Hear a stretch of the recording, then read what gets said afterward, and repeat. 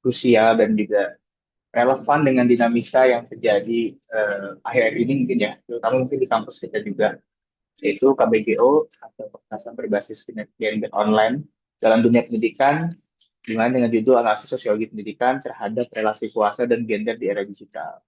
Nah, sebelumnya, perkenalkan, aku Muhammad Raffi Alfiandi, mahasiswa Prodi Sosiologi semester 7 dari UT Bogor, yang kesempatan kali ini akan membantu jalani kegiatan KBG atau elektrik kali ini. Nah, ini kalau boleh tahu, rekan-rekan tuh dari UT daerah mana aja sih? Kalau boleh mungkin di komen. Kayaknya tadi ada yang dari Bogor, yang dari Sukabumi, ada yang dari luar Pulau Jawa, teman-teman. Boleh yuk dibantu komen dari UT daerah mana aja. Bogor, oke. Manado, Jambi, lagi ada yang lebih jauh. Kayaknya ada yang dari Jayapura juga ya. Oke, Jayapura cukup jauh juga ya dan cukup antusias juga sepertinya pada kegiatan kali ini. Terima kasih rekan-rekan. Juga sekalian kita tahu bahwa dunia digital tuh bagaikan pisau bermata dua. Di satu sisi itu memudahkan pendidikan, tapi di sisi lain itu membuka celah kekerasan baru, yaitu kekerasan berbasis gender online atau KBG. Seringkali kita mendengar kasus itu terjadi bukan karena teknologi semata, tapi karena adanya ketimpangan relasi kuasa, baik antara dosen dengan mahasiswa, senior dengan junior, atau sesama sivitas akademika. Nah, bagaimana perspektif sosiologi pendidikan membedah fenomena ini? Itu yang akan kita bahas kupas dan tuntas mungkinnya pada saat kali ini. Tentu saja saya nggak sendiri, teman-teman. Telah hadir juga bersama kita semua, dosen kebanggaan kita dari program studi sosiologi. Maksudnya kita sapa mungkin ada Ibu Grace. Boleh Ibu Grace? Apakah suara saya jelas Ibu Grace? Ya, jelas sekali. Halo, teman-teman mahasiswa semua. Duh, ini di sini Gimana? agak apa ya? Cuacanya agak-agak dingin di daerah Pondok Cabe. Kalau di sana gimana? Apakah musim hujan juga?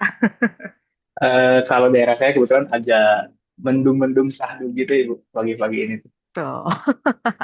Ini seru nih karena seperti tadi yang sudah di-openingkan oleh Mas Rafli bahwasanya ini menjadi salah satu isu krusial di kalangan kita ya di dunia pendidikan juga di mahasiswa. Jadi bisa bisa bebas untuk berdiskusi bagi semua teman-teman yang mungkin pernah punya pengalaman atau pernah punya pandangan atau apa ya tetangganya atau teman-teman sekitar sahabatnya mungkin pernah mengalami hal yang seperti ini. Seru nih kayak Mas Raffi. Iya. Sepertinya juga Pak Sota sudah sangat antusias nih Bu, pengen mendengar Hmm. perspektif gitu kan yang hari ini mau kita bahas juga gitu kan.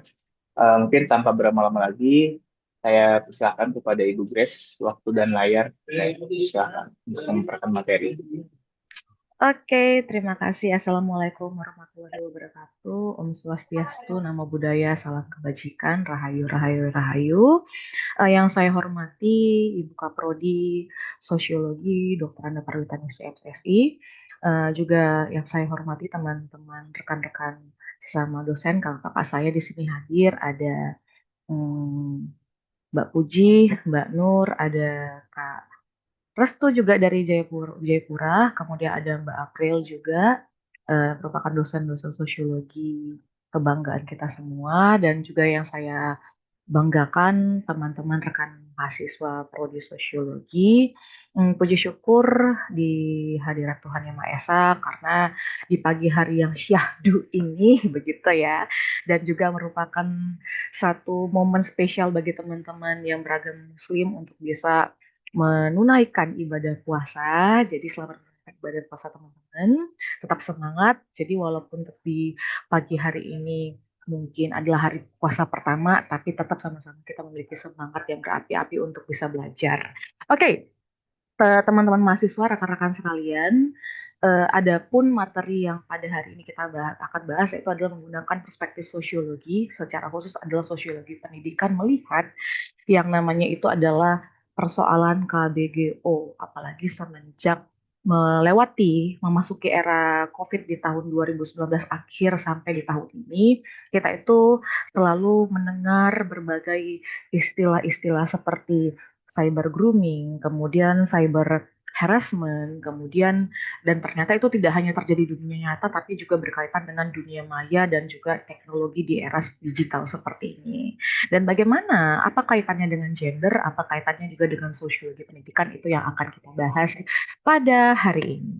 So, teman-teman feel free kita di sini sama-sama diskusi, kita sama-sama belajar. Jadi apabila nanti teman-teman ingin bertanya atau ingin bertukar pikiran dengan kita semua, kita di sini ready. Jadi jangan sungkan untuk bisa sama-sama berbagi karena kita sini sama-sama belajar. eh, kita bertukar pikiran, siapa tahu ternyata ini bisa menjadi temuan kita dan pandangan kita selanjutnya untuk bisa melakukan perubahan di era digital, apalagi kita ini adalah sama-sama berada dalam dunia sosiologi seperti itu. Baik, langsung saja saya akan mencoba untuk menampilkan paparan saya yaitu adalah tentang KBGO di dunia digital. Oke, siap ya. Sebentar, saya coba share dulu. Oke, semua sudah terlihat jelas? Mas Rafli jelas ya? Jelas, Bu. Oke, terima kasih. Saya akan coba eh, berikan sedikit penjelasan gitu ya, atau sedikit pandangan atau garis besar yang mendasari kenapa di era digital ini di dalam dunia pendidikan KBGO ini menjadi isu yang paling krusial, khususnya antara mahasiswa, sesama mahasiswa, dosen, ataupun lembaga pendidikan. Dan secara khusus juga di universitas kita tercinta yang menawarkan pembelajaran terbuka jarak jauh, isu ini menjadi salah satu yang viral gitu ya. Nah, eh, di sini awalnya kita akan sedikit flashback kalau teman-teman membaca buku modul kita yaitu di modul 8 ada yang dikatakan gender dan pendidikan, ada korelasi antara gender dan pendidikan. Saya yakin pasti teman-teman rajin membuka buku kita ya modul ya dalam mengerjakan tugas dan juga membaca referensi untuk pembelajaran. Jadi kita mau refresh dulu sedikit. What is gender? Apa itu gender? Jadi sebelum kita masuk ke Padang KGO, kita memahami dulu atau kita merefresh dulu pemahaman kita tentang gender. Gender itu apa? Nah, gender itu adalah sebuah konsep sosial yang mengacu pada peran, perilaku, ekspektasi, identitas yang dikonstruksikan secara sosial budaya antara laki-laki dan perempuan. So, gender itu berbeda dengan jenis kelamin. Gender tidak sama dengan yang namanya itu adalah seks gitu ya. Kenapa? Jadi ada beberapa aspek yang menentukan, yang membedakan persoalan antara seks, jenis kelamin, dan juga gender. Apa itu? Di dalam jenis kelamin, kita memandangnya itu berdasarkan penentunya. Penentunya itu adalah menggunakan dasar biologis manusia, morfologi manusia, yaitu kromosom, hormon, anatomi. Anatomi itu adalah bentuk tubuh dan lain sebagainya. Sementara di dalam gender, dasar penentunya itu adalah sosial dan budaya, begitu ya. Nah, contoh yang bisa kita lihat, aspek contoh yang bisa kita lihat untuk membedakan gender dan jenis kelamin itu apa? Kalau di dalam jenis kelamin ada dua nih contohnya, laki-laki dan perempuan, seperti itu ya jenis kelamin. Lalu kalau di dalam contoh gender itu kita bisa melihat tentang maskulinitas, feminitas, androgini dan lain sebagainya. Nah, aspek penentu selanjutnya itu yang membedakan gender dan jenis kelamin itu adalah sifatnya. Nah, kalau seks itu tetap sulit, itu bersifat tetap dan tidak bisa diubah karena itu adalah kodratinya, gitu. Apa yang tampak, walaupun di era sekarang itu banyak yang menawarkan prosedur-prosedur untuk bisa mengubah jenis kelamin seperti itu ya. Tapi kita bicara kodratinya, sifatnya itu ada susah diubah. Nah, kalau di dalam gender, yang namanya sifat daripada gender itu bisa berubah karena dinamis, ya, bersifat dinamis. Lalu fokus kajian yang namanya itu adalah jenis kelamin itu pasti bicara tentang ilmu biologi, ilmu kesehatan masyarakat, ilmu kedokteran. Tapi gender, di dalam gender fokus kajian kita itu adalah menggunakan pisau analisis ilmu sosiologi, ilmu antropologi, dan ilmu tentang studi gender seperti itu. Nah, secara khusus dalam sosiologi, kalau kita memandang gender dalam kacamata sosiologi, gender itu dipandang sebagai salah satu konstruksi sosial yang membentuk identitas, peran, serta relasi kekuasaan dalam masyarakat dan bukan semata-mata akibat faktor biologis. Jadi bedakan ya, gender itu dalam sosiologi kita melihat sebagai bentuk daripada hasil atau konstruksi daripada masyarakat sehingga laki-laki itu dikonstruksikan harus berpakaian hitam gitu ya, atau laki-laki itu harus maskulin gitu, kemudian perempuan itu harus feminim. Nah, seperti itu. Jadi eh, itu dibentuk oleh masyarakat kita. Nah, kemudian kalau kita menggunakan perspektif daripada ahli sosiologi, yaitu ada Judith Butler dan juga Simone de Beauvoir, gender itu bukan sesuatu yang bersifat alamiah, tapi dia merupakan hasil budaya. Jadi kembali lagi seperti yang saya sampaikan tadi, itu merupakan konstruksi dari masyarakat masa lampau atau masyarakat sekarang yang bersifat berulang. Makanya ada aspek historis, aspek sejarah. Dan tentunya kalau kita bicara aspek sejarah, beda lokasi, beda tempat, tentu konstruksi gender itu pasti memiliki makna yang berbeda gitu ya. Nah, beda tempat gendernya berbeda seperti itu. Seperti kalau secara umum kita di Indonesia itu gendernya itu kan perempuan laki-laki. Di Thailand juga gendernya, konstruksi gendernya berbeda gitu. Dan itu akan berulang dan terinternalisasi dalam masyarakat. Jadi dalam hal ini sosiologi itu meninjau bahwa gender memiliki adanya relasi kuasa gitu ya, yang seringkali bersifat bertingkat atau hierarkis, di mana ada yang dikatakan sebagai patriarki gitu. Nah, apa itu patriarki? Patriarki itu adalah sistem yang berfokus atau bertolak ukur pada sifat kelaki-lakian, sifat maskulinitas seperti itu yang mendominasi dan semakin mendominasi sehingga memarginalkan peran perempuan dan kelompok gender lain. Nah, ini yang kita lihat berdasarkan perspektif daripada sosiologi. Lalu kenapa gender itu menjadi salah satu bentuk konstruksi sosial? Jadi ada 5 proses konstruksi sosial di mana ada nilai dan norma, kemudian adanya institusi sosial sebagai agen sosialisasi, adanya interaksi, adanya internalisasi peran gender, kemudian bagaimana reproduksi norma dan masyarakat sehingga membentuk gender itu menjadi berbeda-beda gitu ya. Nah, jadi konklusinya adalah konstruksi gender tidak lahir dari kodrat biologis, tetapi hasil daripada interaksi kompleks antara nilai budaya, institusi, reproduksi masyarakat, makna dalam masyarakat. Oleh karena itu, perlu saya tekankan bahwa gender itu bisa berubah sesuai waktu, tempat, dan budaya. Jadi, sekilas saya mencoba untuk bisa merefresh daripada teman-teman mengenai makna daripada gender. Karena dari sini kita baru bisa berangkat kepada topik pertama kita, yaitu adalah tentang KBGO ya, kekerasan berbasis gender online seperti itu. Jadi kita harus sepakat dan kita harus pahami bahwasanya di sini kita akan melihat gender itu sebagai hasil daripada konstruksi sosial. Dan ternyata ini sangat berdampak kepada persoalan selanjutnya, karena tadi dikatakan bahwasanya konstruksi gender itu malah justru menciptakan hierarki dalam masyarakat, maka gender juga bisa kita lihat sebagai hasil daripada struktur sosial seperti itu. Nah, kenapa bisa menimbulkan kekerasan berbasis gender online gitu? Kenapa bisa muncul di era sekarang? Padahal sebenarnya itu kan merupakan salah satu bentuk konstruksi masyarakat, seharusnya tidak menimbulkan masalah karena tahu sama tahu seperti itu. Ternyata ada nih seperti yang saya bilang tadi, akibat daripada budaya patriarki yang justru semakin mendominasi, semakin mengakar kuat dalam masyarakat, maka itu mempengaruhi segala bentuk ruang masyarakat secara bentuk bidang masyarakat dan secara khusus adalah bidang akademika, itu adalah bidang pendidikan, maka muncul nih berbagai ketimpangan. Dan salah satu ketimpangan yang paling eh, viral nih di era sekarang adalah munculnya KBGO, kekerasan berbasis gender online. Nah, seperti apa bentuknya? Apa itu KBGO? Seperti itu ya. Nah, teman-teman, KBGO itu adalah sebuah bentuk kekerasan yang ditujukan untuk menyerang gender atau untuk menyerang arena seksualitas daripada masyarakat yang ternyata itu difasilitasi oleh teknologi internet. Ya, ternyata itu terjadi kalau teknologi internet berarti itu berfokus kepada dunia maya seperti itu kita ya. Jadi KBGO itu merupakan sesuatu yang menyebabkan seseorang itu merasa tidak aman gitu. Ternyata KBGO itu menciptakan keadaan yang tidak aman baik secara fisik, secara emosional, secara psikologis, dan itu menyerang identitas kita gitu.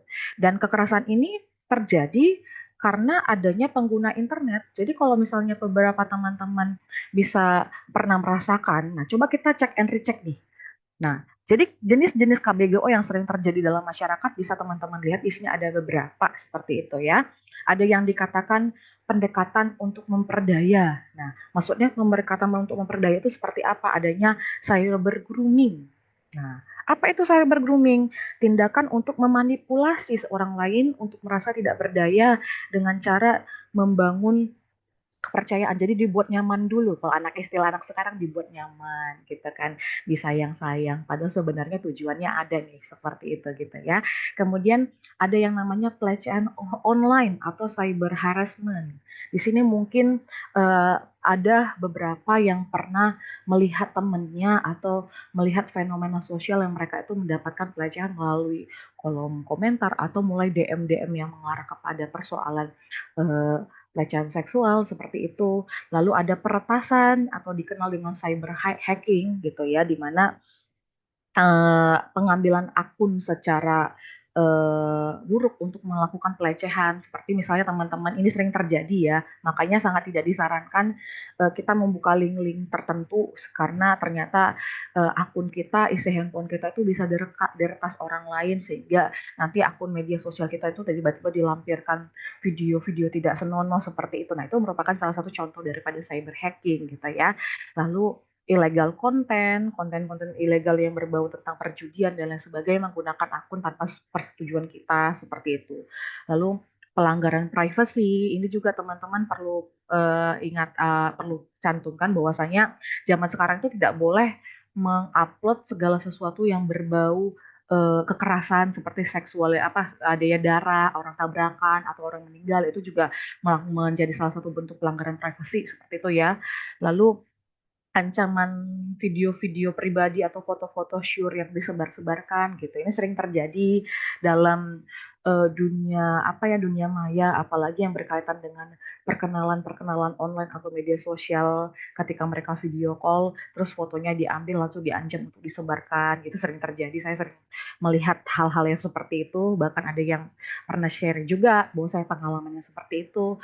Lalu pencemaran nama baik ya, kemudian sexting, kalau sexting mungkin kepada chat-chat daripada lawan bicara kita yang mengarah kepada persoalan seksualitas, memancing hasrat seksual, kemudian adanya media buatan, morphing, lalu menguntit atau stalking gitu ya, lalu pemerasan seksual atau sextortion. Nah, coba nih, saya mau tanya nih kira-kira, eh ini ya, siapa yang pernah mendengar atau melihat atau pernah mendapatkan atau mendengar temannya deh melakukan yang namanya atau menerima melakukan apa perlakuan tentang cyber grooming. Ayo, yang pernah bisa langsung kasih respon nih melalui komen gitu ya. Siapa nih? Atau teman-teman pernah mendapatkan fenomena yang dari jenis-jenis yang saya sebutkan tadi. Siapa nih? Bisa di kolom komentar siapa gitu atau melakukan apa ya raise hand atau apa respon gitu. Adakah kira-kira? Oleh teman-teman ada nggak tuh kira-kira? Ada nggak tuh Mungkin dari jenis-jenisnya nih? yang sekarang lagi rame itu kasusnya Mohan ya Bu ya. Itu juga termasuk ke situ Oh, nggak sih Bu? ya itu juga merupakan salah satu contoh daripada KBGO gitu loh. Yang KBG. Mohan-Mohan yang dari apa salah satu Ya, fotografer terkenal Nice ya. Insomnia itu iya betul. Ah, benar. Itu juga merupakan salah satu yang lagi in sekarang, yang lagi heboh. Ternyata Iya. melakukan pelecehan secara online gitu ya. Kemudian yang lagi viral-viral zaman sekarang itu, yang sekarang lagi Twitter heboh ya tentang social war ya, malah jatuhnya Iya, kepada antara berbagai negara ya, rasisme berbagai iya negara itu betul juga yang merupakan salah satu contoh Kenet daripada antara negara apa aja itu ya? Saya kurang lupa ini. eh ASEAN sama Korea Selatan itu Bu, ya. Hmm, itu juga merupakan salah satu contoh daripada KBGO ya. Atau ada yang pernah punya apa ya cerita gitu tentang KBGO yang pernah dilihat gitu selain daripada yang kami sebutkan tadi, saya sebutkan sama Raffi sebutkan. Ayo, ada yang mau share kira-kira cerita atau mau kasih pandangan boleh dari kolom komentar juga boleh kalau nggak berani ngomong nggak apa-apa. Oke, Nah, jadi beragam dan di era sekarang itu kita itu sadar bahwasanya memang ya dunia maya seperti ini adalah sesuatu hal yang ini oke, cyber grooming ini ada Farah ya, Farah Zafira, cyber grooming untuk membangun hubungan emosi dan kepercayaan remaja secara daring. Oh, ini sering nih, ini juga sering apalagi di anak-anak remaja SMA, SMA ke kuliah ke masuk ke universitas ya di rentang-rentang umur 19 sampai umur 21 ya kalau tidak salah. Ini rentan sekali umur-umur yang diserang, apalagi perempuan, cyber grooming ya disayang-sayang, di itu ternyata ada maksud tujuan. Oke, good job Farah. Ada lagi sebelum kita lanjut kira-kira? Ya. Oke, unboxing mahar. Wah, ini Mbak Puji berpengalaman. Oke, ada lagi kira-kira teman-teman mahasiswa silakan. Gak apa-apa, feel free aja kita bisa diskusi di sini. Jadi kita bisa melihat ya fenomena ini jelas sekali menjadi salah satu persoalan yang nyata di dunia kita gitu. Oke, kita lanjut dulu. Nah, selanjutnya kenapa nih gitu ya? Jadi ternyata KBGO yang terjadi di era kita khususnya di dalam yang namanya dunia pendidikan itu memberikan dampak. Nah, karena kita bicara tentang yang namanya fenomena akademika atau pendidikan, maka berpengaruh terhadap yang namanya itu adalah pola belajar kita gitu. Nah, kenapa? Yaitu yang pertama adalah menciptakan rasa yang tidak aman dalam pembelajar atau sense of safety gitu ya. Kenapa? Itu nanti kita jelaskan lebih lanjut. Kemudian menyebabkan menurunnya partisipasi untuk belajar. Kenapa? Merasa terganggu seperti itu. Lalu malah berdampak gangguan kesehatan mental. Nah, teman-teman, kalau teman-teman masih mengingat salah satu kasus viral di Bali ya tahun lalu kalau tidak salah, salah seorang mahasiswa Bali yang mereka itu dia itu bunuh diri gara-gara mendapatkan salah satu bentuk pelecehan dan bentuk apa, padahal dia merupakan mahasiswa berprestasi di Bali. Saya lupa namanya tahun lalu itu terjadi yang dia mengakhiri dirinya gara-gara apa? Gara-gara rasa tidak aman tadi dia mendapatkan ancaman dan pelecehan dilakukan oleh senior-seniornya seperti padahal dia adalah mahasiswa berprestasi gitu. Dan itu ternyata memberikan pengaruh yang buruk gitu terhadap kesehatan mental. Jadi KBGO itu juga menyebabkan berpengaruh dalam dunia pendidikan. Sepintar apapun orang, secerdas apapun yang kualitas keilmuan yang dimiliki seseorang, tapi ketika sudah merasakan rasa tidak aman, sudah mempengaruhi mental, itu akan justru menciptakan ketidaknyamanan tadi untuk bisa belajar, untuk ke kampus juga nggak berani, untuk bisa ke ruang kelas juga tidak berani karena mendapatkan ancaman tadi, ketidaknyamanan tadi dan justru malah mereproduksi ketimpangan dalam pendidikan. Nah, itu yang merupakan dampak paling nyata dan itu menjadi salah satu isu yang paling sangat-sangat perlu kita tindak lanjut seperti itu, apalagi dalam dunia pendidikan, dalam ruang kelas seperti itu. Dan perlu juga kita pelajari, pahami teman-teman bahwasanya eh, transformasi di ruang pendidikan itu nyata ya. Mungkin teman-teman waktu dari TK sampai SMA banyak yang belajar itu selalu identik dengan sekolah rumah. Jadi ada sekolah masuk ke datang ke kelas, kemudian ada interaksi secara langsung antara guru dan juga siswa, ada komunikasi dengan teman-teman di kelas gitu ya. Nah, sekarang sudah berubah karena ruang fisik tadi, ruang kelas itu sekarang di era sekarang sudah berubah menjadi ruang digital gitu ya. Apalagi semakin nyata setelah memasuki era COVID ya di mana ruang fisik kita, ruang belajar kita itu masuk ke dalam ruang digital. Semua orang belajar menggunakan classroom, semua orang belajar menggunakan Zoom, semua orang belajar menggunakan YouTube gitu ya. Nah, tentunya karena perubahan ruang fisik dan ruang digital tadi, interaksi akademik itu berpindah ke forum online, teman-teman, ke platform online gitu. Dan tentunya itu berpengaruh dalam interaksi kita, relasi sosial kita juga ikut berubah. Apalagi kalau misalnya kalau teman-teman mahasiswa masih ingat di era-era awal kita COVID itu ada salah satu game yang apa Among Us ya, game-game Among Us zaman dulu gitu ya.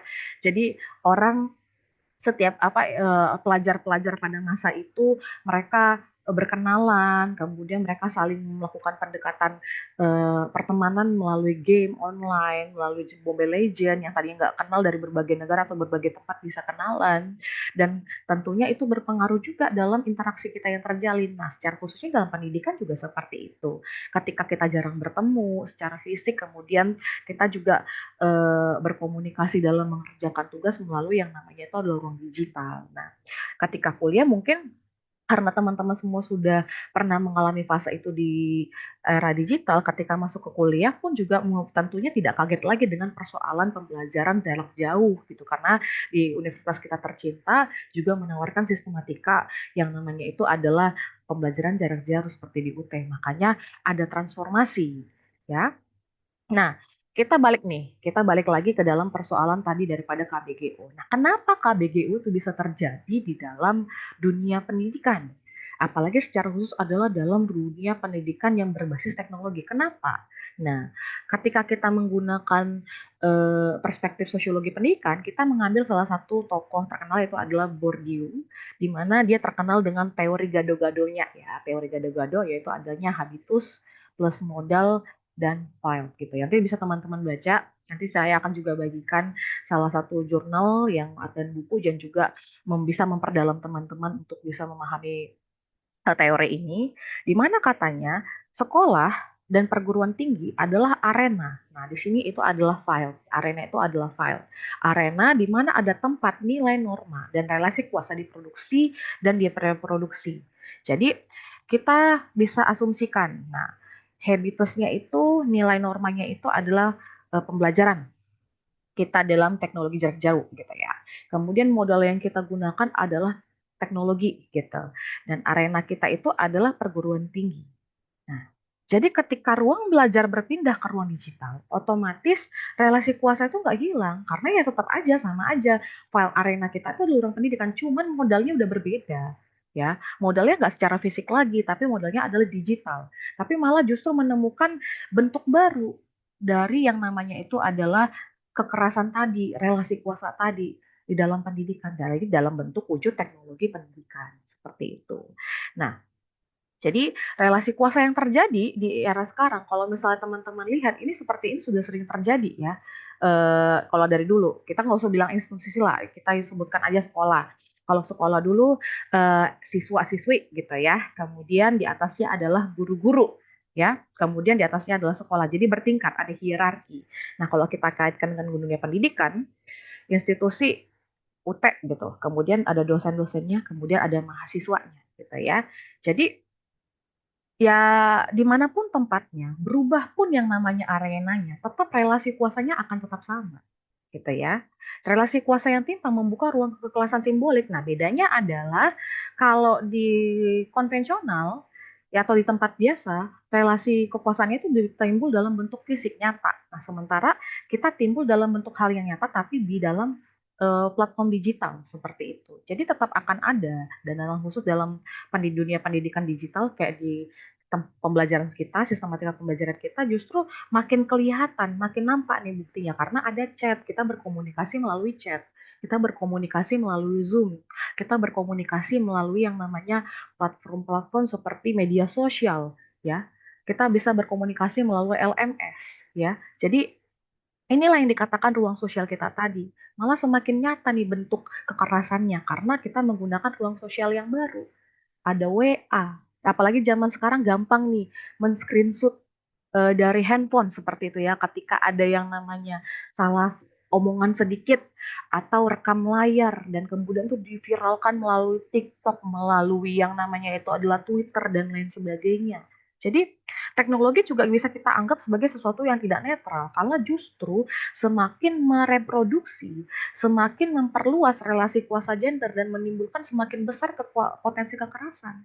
Jadi teman-teman nggak usah kaget persoalan daripada kekerasan berbasis gender online ini yang dulunya cuma sebatas kayak fake account, cuma sebatas kayak di Instagram kita cuma hate speech, komen-komen tidak jelas, tapi sekarang sudah mendunia. Seperti yang tadi kita sebutkan, negara-negara ASEAN dengan yang namanya itu adalah Korea Selatan bisa saling sindir-sindiran malah mengarah pada hal yang rasisme Karena apa? Ya itu teknologi tadi, ruang digitalnya udah berubah.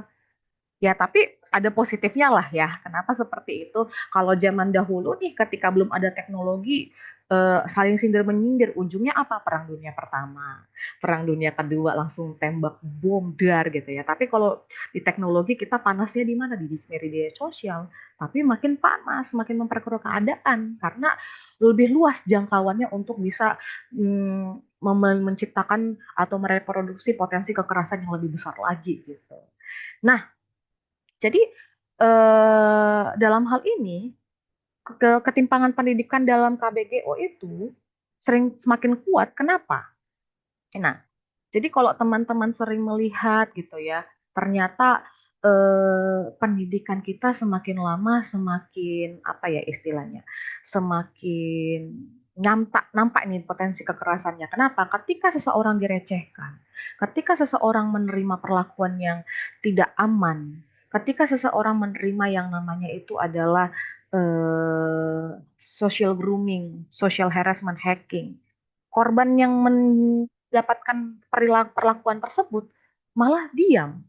Kenapa? Takut ngomong, takut untuk menunjukkan bahwasanya aku korban. Padahal sebenarnya ya, ketika seseorang itu menjadi korban, dia harus ngomong, dia harus share, dia harus misalnya menunjukkan yang namanya pengalaman dia bahwasanya aku ini korban gitu. Tapi karena masih banyak orang yang belum tahu tentang atau belum orang yang belum peka dengan fenomena yang namanya kekerasan gender online ini, jadi ya dia diam, dia nggak mau share gitu loh ya.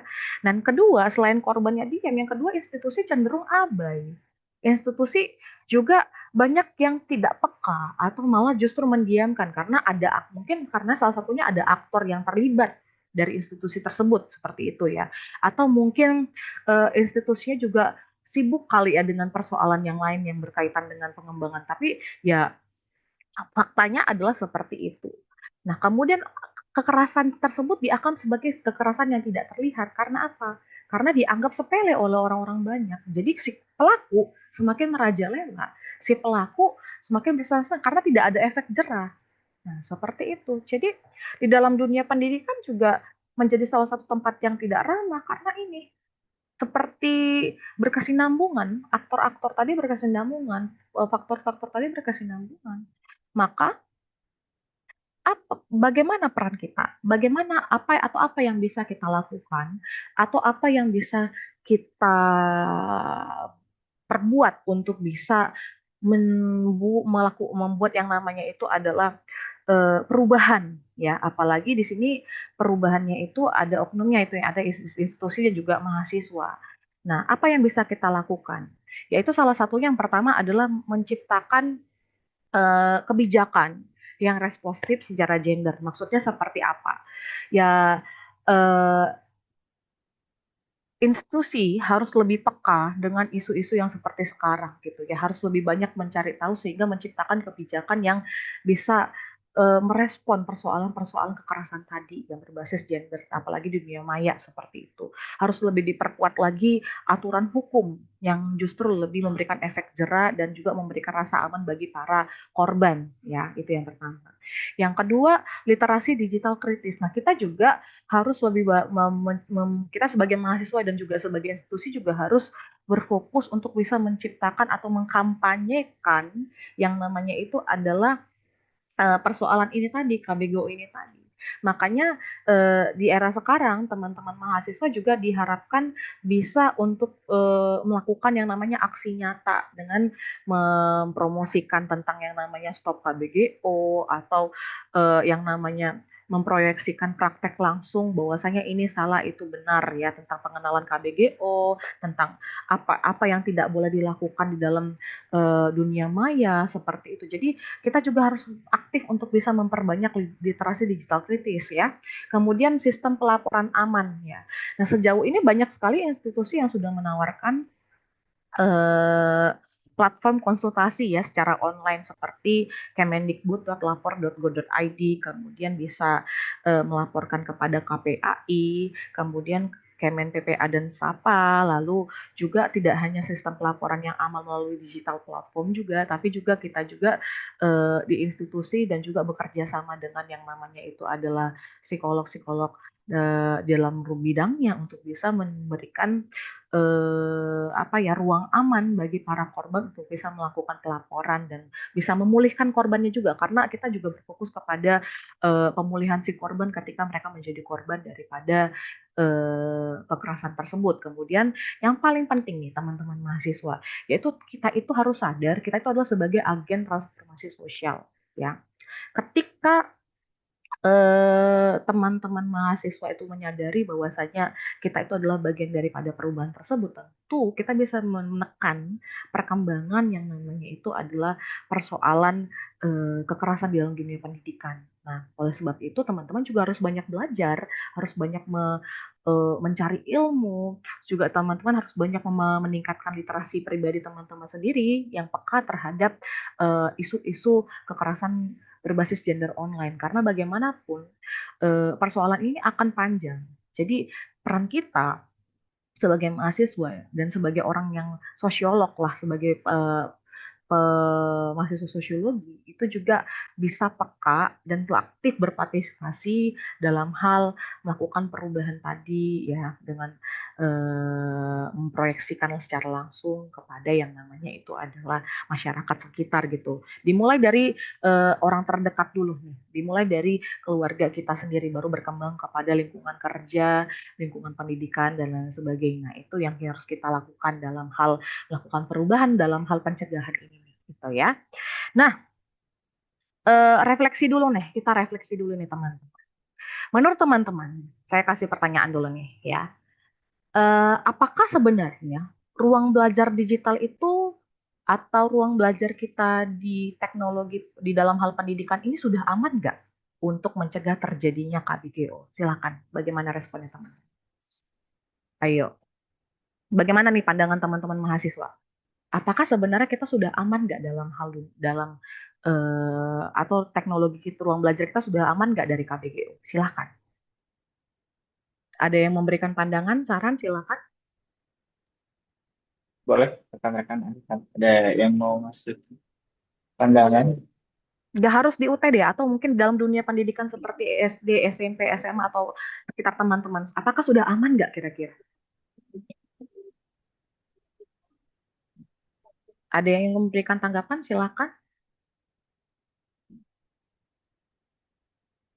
Ada? Oke, kita lanjut dulu nih pertanyaan yang kedua nih. Tadi ruang digital apa sudah aman? Atau yang kedua, apakah dalam ada chat nih? Oke. Oke, Mas Idris, silakan Mas Idris. Ya, mute ya. Mic-nya Mas Idris belum Oke, dinyalakan dulu. silakan ya. Oke, selamat pagi Bu, Iya, Mas silakan Refli, Mas. Bu Grace.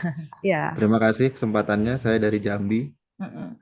Kalau dilihat ya untuk KGBO ini dari media yang pernah saya baca juga, Mm-mm. itu Komisi Anti Kekerasan Terhadap Perempuan itu mencatat 1.791 kasus KGBO sepanjang tahun 2024 lebih tinggi dari tahun sebelumnya. Artinya di sini dari laporan tersebut bisa dikatakan bahwa untuk saat ini itu bisa dikatakan belum aman karena mungkin dari pihak sekolah ataupun dari korban itu sendiri perlu adanya keterbukaan yang memang harus ada aturan yang jelas juga karena institusi pendidikan kerap gagal juga menangani kasus KGBU ini secara adil, terutama untuk yang pendekatannya feminisme, mengkritik serta menawarkan model penanganan yang lebih ke berkeadilan gender.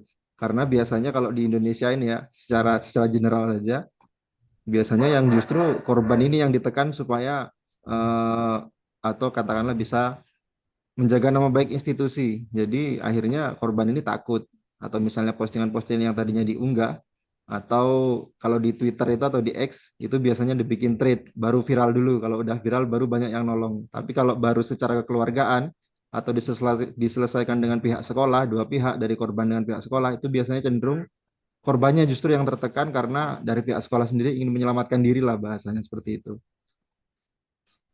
Mungkin untuk pertanyaan umumnya, Bu, ini kan diskusi juga ya. Oke, Jadi, silakan.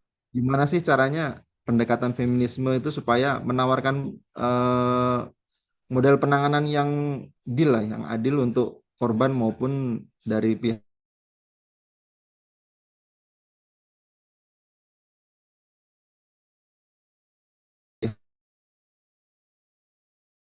institusinya juga mendapatkan pembelaan juga. Jadi, biasanya hanya oknum, tapi jadinya institusi pendidikannya juga yang kena. Itu sih, Bu. Terima kasih.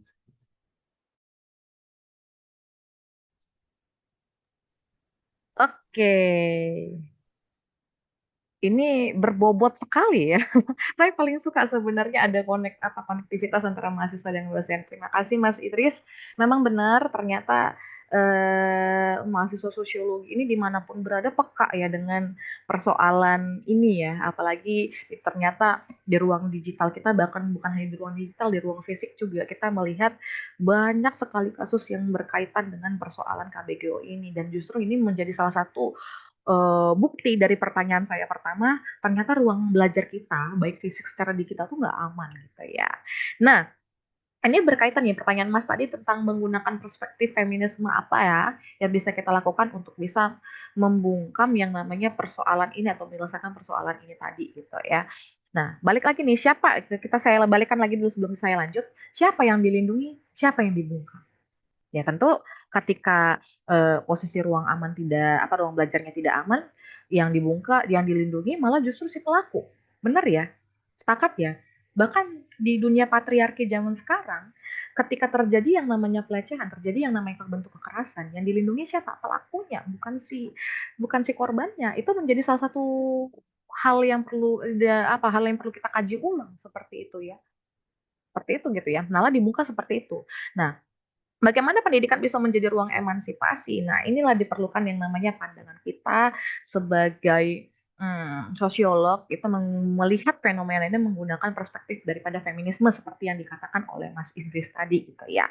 Oke, Mas Idris sebenarnya secara umum persoalan daripada pandangan feminisme itu sudah ada di buku kita. Itu nanti teman-teman bisa baca semua di RBV atau di buku modul kita BMP Sosi 4406 di modul ke-8 bahwasanya beberapa pendekatan feminisme itu ada banyak, ada beberapa pendekatan salah satunya adalah feminisme liberal tradisional, kemudian feminisme Marxis, kemudian feminisme radikal, kemudian feminisme sosialis, lalu ada juga feminisme kultural, dan kemudian ada yang dikatakan feminisme poststruktural. Jadi ada beberapa pendekatan feminisme yang sebenarnya bisa kita lakukan untuk bisa mengkaji atau membedah persoalan KBGO ini tadi gitu ya.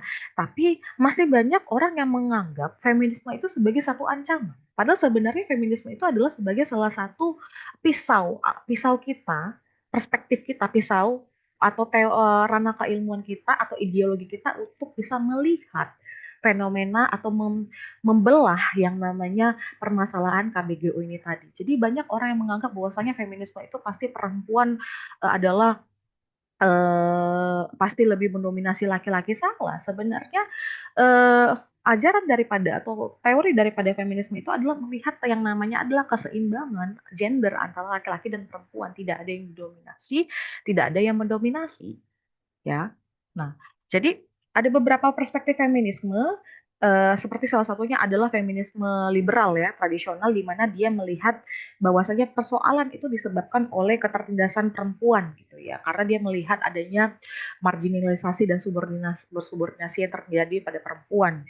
Kemudian ada pendekatan feminisme tradisional Marxis, jadi dia melihat adanya ketertindasan dalam tatanan ekonomi. Kemudian ada feminisme radikal gitu ya, yang melihat bahwasanya dasar hukumnya itu adalah perlawanan terhadap patriarki gitu ya, poin-poin patriarki yang merendahkan atau menyepelekan posisi perempuan. Kemudian ada feminisme kultural. Nah, sekarang ini ada feminisme kultural yang dianggap sebagai salah satu ranah perspektif ke feminisme kultural baru, di mana menekankan bahwasannya feminisme itu adalah sesuatu yang sangat diharapkan sehingga maskulinitas tidak dapat lagi dianggap sebagai suatu sistem sosial yang ideal. Jadi lahirnya dari yang namanya feminisme kultural itu karena dia melihat manusia itu berubah-ubah, ya. Sistem budaya itu berubah-ubah, nilai dan norma itu berubah-ubah. Jadi di era sekarang kita tidak lagi bisa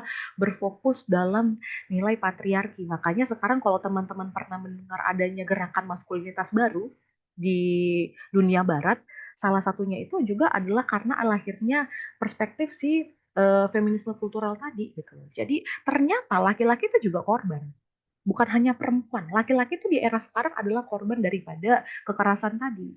Dan saya perlu garis bawahi teman-teman, KBGO itu tidak selalu berbicara tentang perempuan adalah korban. Tidak. Laki-laki di era sekarang adalah korban daripada kekerasan berbasis gender online. Dan itu teman-teman bisa melakukan riset kecil-kecilan melalui yang namanya itu adalah media sosial atau internet. Ternyata di zaman sekarang yang justru banyak melakukan cyber harassment itu adalah di dalam kolom komentar. Kita bisa lihat di dalam kolom komentar cowok-cowok ganteng itu juga ada gitu ya. Kemudian di dalam komentar cewek-cewek cantik itu juga ada. Jadi seimbang sekarang, bukan hanya lagi perempuan yang menjadi korban, tetapi laki-laki di era sekarang juga menjadi korban daripada si KBGO tadi. Dan inilah kita bisa melihat yang namanya feminisme kultural tadi. Seperti itu kira-kira Mas Inggris. Ya. Thank you, saya paling suka sekali pertanyaannya Mbak Isidris. Kita jadi sama-sama mempelajari hal baru di sini ya. Ternyata feminisme itu bukan ancaman dan itu bisa kita pakai untuk mengkaji fenomena lebih luas lagi yang berkaitan dengan KBGO ini sendiri. Oke, silakan lagi ada pasukan pertanyaan, silakan.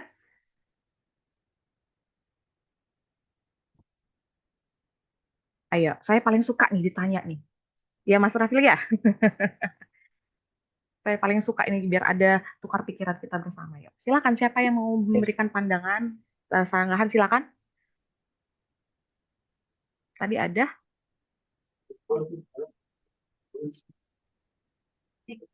Iya ada kalau terkait pernyataan feminisme gak cuma mendukung perempuan aja. Iya betul. Iya benar, di era sekarang tidak hanya perempuan yang menjadi korban, laki-laki juga menjadi korban. Makanya kalau teman-teman melihat sekarang banyak pelecehan terjadi di dunia pria juga ada, makanya lahirlah gerakan maskulinitas baru. Itu nanti teman-teman bisa searching, di era sekarang itu muncul tuh gerakan-gerakan yang memperjuangkan maskulinitas laki-laki gitu. Laki-laki tidak boleh menangis, laki-laki tidak boleh ini, ya itu. Seperti yang tadi saya bilang, lahirnya dari isi itu. Dan itu menjadi salah satu contoh nyata nih kekerasan itu terjadi ya. Ayo, siapa lagi yang mau bertanya atau memberikan masukan atau memberikan saran, silakan. Kita feel free diskusi di forum. Tapi cukup menarik sih gue ya, yang terutama terkait yang tadi organizational silence itu kebungkaman institusi. Karena kan mungkin di beberapa kampus konvensional tuh sering banget tuh terjadi korban tuh dipaksa dibungkam. Jadi gue udah sedikit diulas dari pertanyaan Kak Idris. Nah mungkin lebih langkah konkretnya tuh apa ya, buat bisa ngedesak kampus tuh biar berhenti kayak gitu bersikap abai. Karena budaya patriarki itu udah mengakar gitu kan di birokrasi kampus di Indonesia rata-rata. Mungkin di UT juga tidak menutup kemungkinan ya, apalagi tadi ruang digital juga tidak menutup kemungkinan untuk terjadinya KBGO. Terus ini gimana Bu? Oke, kalau untuk di dalam universitas terbuka sendiri, khususnya di prodi kita, kita juga punya yang namanya itu adalah ruang aman, dan dosen-dosen kita juga memiliki satu program, saya lupa namanya, tapi memang kita itu berfokus kepada perlindungan kekerasan perempuan juga. Kita juga punya di UT seperti itu, karena memang uh, isu ini menjadi salah satu isu yang sangat signifikan gitu. Jadi memang di kampus kita sudah memfasilitasi itu juga untuk di UT gitu ya. Tapi untuk di kampus yang lain mungkin ya PPKS, thank you. Itu PPKS ya. ya PPKS kita di UT di universitas juga punya itu gitu. Nah sementara di universitas lain mungkin ada beberapa yang mereka sudah peka dan mereka memiliki yang namanya PPKS-nya tersendiri seperti itu. Dan saya rasa ya memang dan tidak menamping kemungkinan masih banyak yang ternyamannya itu adalah strukturasi daripada institusi yang mereka malah justru tidak menyadari bahwasanya ada kekerasan yang terjadi, karena saya harus bisa jelaskan bahwa saya tadi karena ada kejahatan yang tidak terlihat seperti yang saya sampaikan di awal gitu kan, karena si pelaku tidak mendapatkan efek jera yang tepat begitu. Nah, jadi memang balik lagi kepada persoalan kita bersama, ya mahasiswa di sini memiliki peran penting gitu untuk bisa melakukan yang namanya itu adalah perubahan. Karena kita dosen-dosen untuk di kampus kita sendiri sudah yang namanya itu menyediakan PPKS, kita sudah menyediakan lembaga untuk bisa melakukan perjuangan terhadap pencegahan kekerasan berbasis gender online. Kita juga sudah aktif, prodi kita juga sudah aktif melakukan yang namanya adalah sosialisasi untuk bisa melakukan pencegahan terhadap kekerasan gender online ke sekolah-sekolah, ya tentunya masih sekolah-sekolah terdekat kita gitu ya. Nah, kembali lagi nih kepada teman-teman mahasiswa. Apakah teman-teman mahasiswa bisa dengan yang kami lakukan, dengan yang kami fasilitasi, apakah teman-teman mahasiswa juga terinspirasi untuk melakukan yang namanya kegiatan sosialisasi kepada orang-orang terdekat, orang-orang sekitar atau ke lingkungan kerja atau di lingkungan sekolah atau teman-teman sekitar untuk bisa eh, melakukan yang namanya pencegahan KBGO tadi.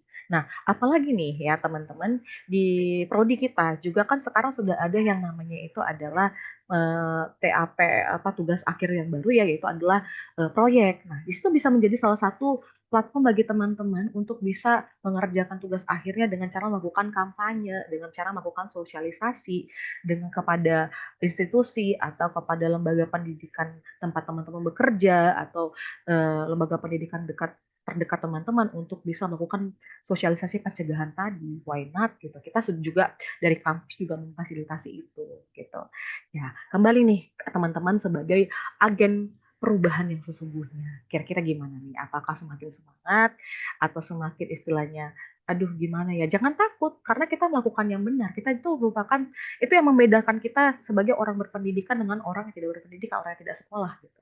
Ketika teman-teman belajar, teman-teman tahu tentang hal baru, otomatis ilmu yang teman-teman pakai itu adalah teman-teman gunakan untuk bisa melakukan perubahan. Teman-teman lakukan untuk bisa bagaimana caranya untuk bisa mencegah terjadinya kekerasan ini seperti itu.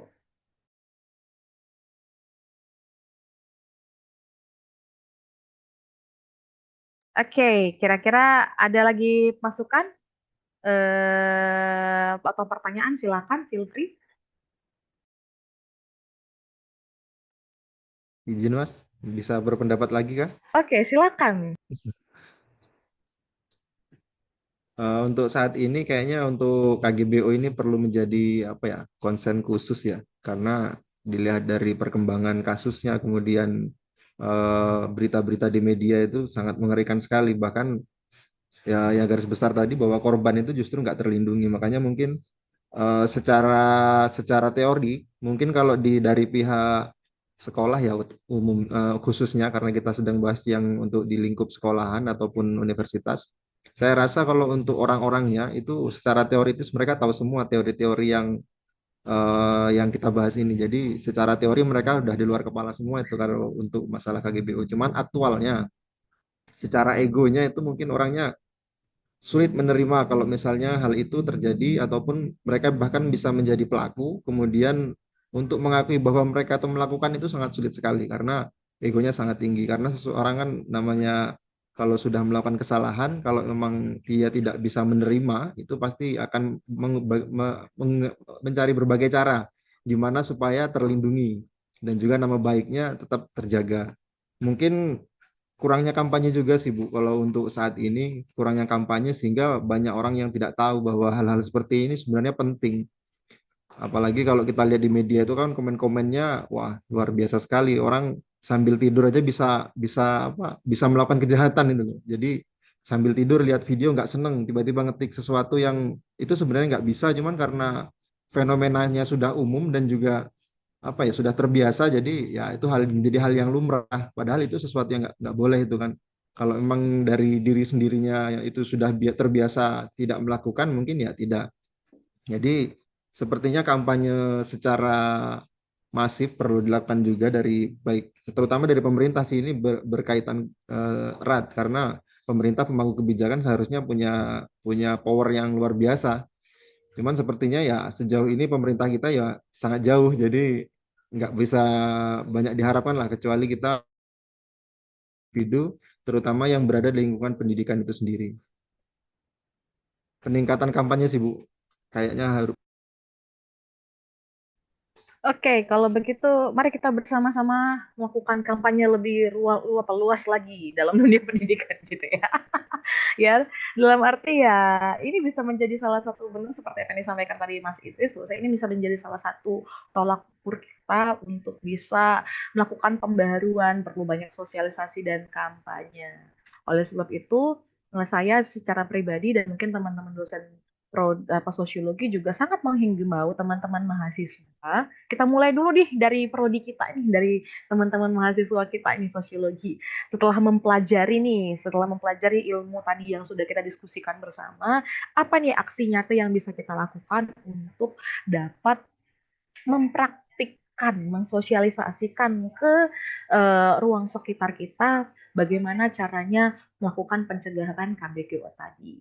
Ya, ayo teman-teman, saya ajak teman-teman, atau mungkin kita bisa melakukan riset bersama gitu ya, riset bersama terkait daripada fenomena KBGO di ruang pendidikan ini. Saya rasa ini cukup isu menarik untuk kita teliti bersama ya teman-teman, karena saya melihat di sini ada berbagai perwakilan mahasiswa sosiologi se-Indonesia ya, dari Manado, dari apa, dari Jambi, dari Sukabumi, dari mana-mana, dari Medan. Ternyata uh, ini menjadi isu kita bersama. Kenapa nggak kita buat riset bersama sehingga itu bisa kita publikasikan, kita kampanyekan ke apa, sehingga pemerintah atau institusi lain pun juga tertarik gitu loh, bahwasanya oh iya ini adalah merupakan awal daripada perubahan kita.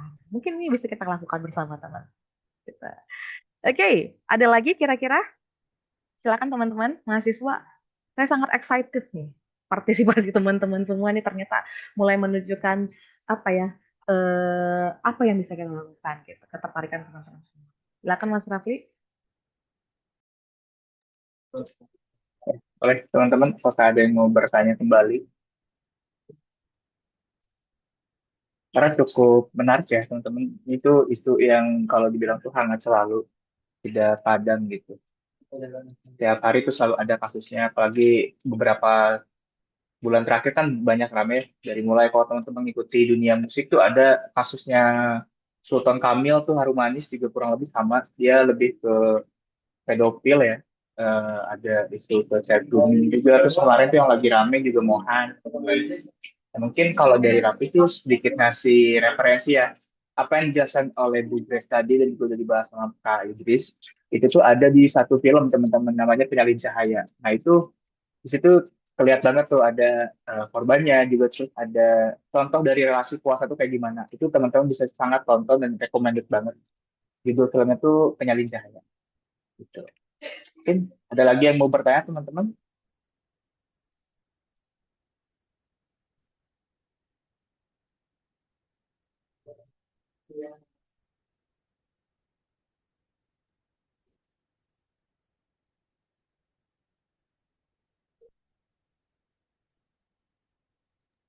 Sepertinya ini masih sangat merimang-rimangi ya, apa merimang-rimangi bahasa Medan sekali. Maksudnya sangat apa istilahnya, sedang merenungkan gitu ya. Ternyata apakah dia Iya, pernah betul. menjadi korban gitu kan? Apakah dia pernah mengalami fase seperti yang saya jelaskan Hmm. tadi ya. Tapi balik lagi memang ya, teman-teman mahasiswa saya harapkan lebih peka, apalagi mana tahu nih ternyata pernah teman-teman mahasiswa itu mengalami yang namanya itu adalah kekerasan dalam kolom komentar.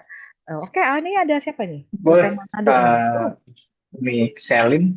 Boleh silakan on mic, Manado. Kak Selin. Halo, silakan Halo, Mbak. selamat siang, Iya, Ibu. silakan Mbak. Jadi begini, berdasarkan kasus-kasus sebelumnya, akhir tahun lalu itu sempat terjadi di Manado. Ada salah satu mahasiswa yang bunuh diri karena dilecehkan pihak dosen dari salah satu kampus. Sebelumnya kalau saya lihat dari beritanya itu kan awalnya dari chat WA. Sebelumnya dari chat WA, mahasiswa tersebut sudah sempat dilecehkan sampai akhirnya dilecehkan secara langsung. berawal dari area kampus. Saya rasa sepertinya pihak kampus sudah tahu tentang hal ini karena ada beberapa alumni juga yang sudah speak up tentang kasus tersebut. Katanya dari sebelum-sebelumnya dosen tersebut sudah pernah beberapa kali melakukan hal yang sama ke beberapa mahasiswa dari angkatan sebelumnya. Yang jadi pertanyaannya, kalau untuk kita mensosialisasikan, mungkin yang umumnya mahasiswa ketahui kan, eh, ya ada sanksi untuk pelaku.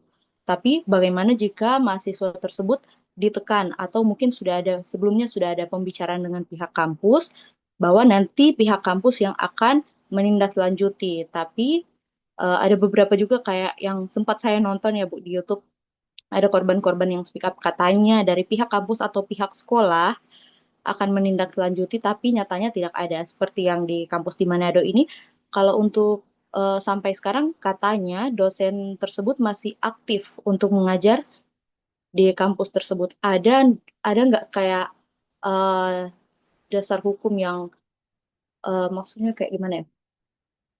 Eh, ada nggak kayak kayak apa ya namanya? Ngeblank, sorry Bu. Apa ya? Kayak tindakan hukum untuk pihak kampus atau pihak sekolah yang melindungi oknum-oknum tersebut. Itu aja sih. Oke, terima kasih Mbak Mixelin ya Mbak ya. Saya manggilnya apa nih? Misal aja, Bu. Oh, Misel. Oke, terima kasih Mbak Misel dari UT Manado ya. Ya, Waduh, Pak Papas, halo Pak, mahasiswanya. Oke, ya. Terima kasih Mbak Miselin. Jujur, saya juga pernah berada, waktu saya masih mahasiswa, di tahun 2017, saya juga pernah menghadapi fenomena antara dosen dengan mahasiswa, di mana mirip sekali. Makanya waktu tadi Mbak Misal mengatakan tadi, itu saya malah apa ya, keingat masa lalu saya gitu ya, di mana saya membantu melakukan yang namanya itu adalah penanganan terhadap korban pelecehan seksual yang notabene itu adalah teman adik tingkat saya dan juga senior saya gitu. Nah, memang eh, ternyata kalau yang tadi seperti yang Mbak Misal sampaikan tadi memang tidak ada efek jerah, seakan-akan tidak ada efek jerah yang diberlakukan oleh institusi kepada si pelaku ini. Sebenarnya ada, Mbak. Hanya saja memang mungkin pendekatan yang dilakukan oleh institusi mungkin lebih personal karena ini menyangkut yang namanya itu adalah eh, apa ya, profesionalitas seorang dosen karena memang kita punya kode etik sebagai seorang dosen, kita juga punya kode etik ketika melakukan yang namanya itu adalah kejahatan atau melakukan tindak kriminal, kita juga mendapatkan yang namanya sanksi yang jelas seperti itu. Nah, apakah universitas atau institusi dianggap untuk melakukan eh, apa ya, melindungi si pelaku? Sebenarnya tidak gitu loh. Karena kita juga berbasis kepada undang-undang dasar, yaitu pada Undang-Undang Nomor 12 Tahun 2022 tentang tindakan pidana kekerasan seksual, di mana eh, yang namanya apa, hal seperti ini itu adalah dianggap sebagai sanksi penjaranya itu ada dendanya dan ada ancaman hukumannya 4 sampai 6 tahun.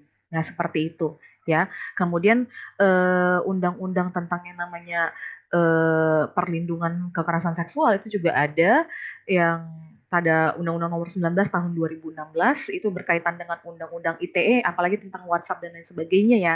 Itu juga diatur jelas dari dalam yang namanya itu adalah hukum kita seperti itu. Cuman memang untuk yang namanya itu adalah apakah si pelaku dilindungi oleh universitas itu tidak ada sebenarnya, tapi memang pola pemberian yang namanya sanksinya itu ya dianggap sebagai sesuatu sanksi yang berbeda karena itu adalah urusan pribadi daripada universitas dan dosen itu sendiri dan kementerian karena itu pasti ada memberikan ganjarannya gitu. Nah, balik lagi, kita nih sebagai mahasiswa yang juga diharapkan lebih peka untuk melakukan yang namanya itu adalah lebih aware untuk melakukan yang namanya itu adalah sosialisasi dan lebih giat lagi untuk melakukan yang namanya eh, apa ya kampanye terkait dengan si KBGO tadi itu dalam dunia pendidikan. Jadi ketika ada teman-teman kita yang mungkin menjadi korban, support dia, jangan malah jangan malah istilahnya membuat dia semakin takut untuk berbicara, takut untuk cerita, karena itu semakin berpengaruh terhadap yang namanya kondisi psikologis beliau gitu loh, kondisi psikologis daripada si korban. Karena jujur, waktu saya terjun ke dalam persoalan ini, ternyata mereka itu nggak bisa tidur. Mereka tuh untuk dalam dunia sehari-hari aja dalam membeli makan, apalagi mahasiswa yang mereka itu takut untuk ngomong ke orang tua, takutnya dianggap sebagai me, apa apa ya aib, ancaman gitu, dianggap malu gitu. Ya, korban itu menjadi sesuatu hal yang memalukan nama baik keluarga. Itu bebannya sangat sangat besar gitu loh. Kita juga diharapkan lebih bijak untuk bisa menghadapi itu dan mungkin kita bisa membawa dia ke dalam ranah Komnas Perlindungan Perempuan atau Komnas Perlindungan Anak, KPAI dan lain sebagainya untuk bisa memberikan yang namanya itu adalah apa ya eh, terapi untuk pada dia supaya dia bisa perlahan-lahan mulai mengontrol dirinya, lepas daripada traumatiknya dan lain sebagainya. Tapi jangan takut, tetap akan ada yang namanya itu adalah sanksi yang diberikan oleh universitas dan juga ada hukum seperti itu. Itu Mbak Michelle. Terima kasih, pertanyaan bagus sekali.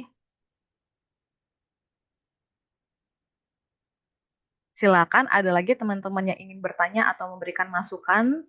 Oh ya, satu lagi ada rumah aman. Jadi ketika teman-teman melakukan yang apa menjadi korban itu bisa pergi ke rumah aman juga. Itu ada. Kita kita di setiap apa wilayah di Indonesia ada rumah aman untuk melindungi juga. Oke, silakan Mas Rafli. Oke, baik. Ada lagi mungkin teman-teman yang mau bertanya?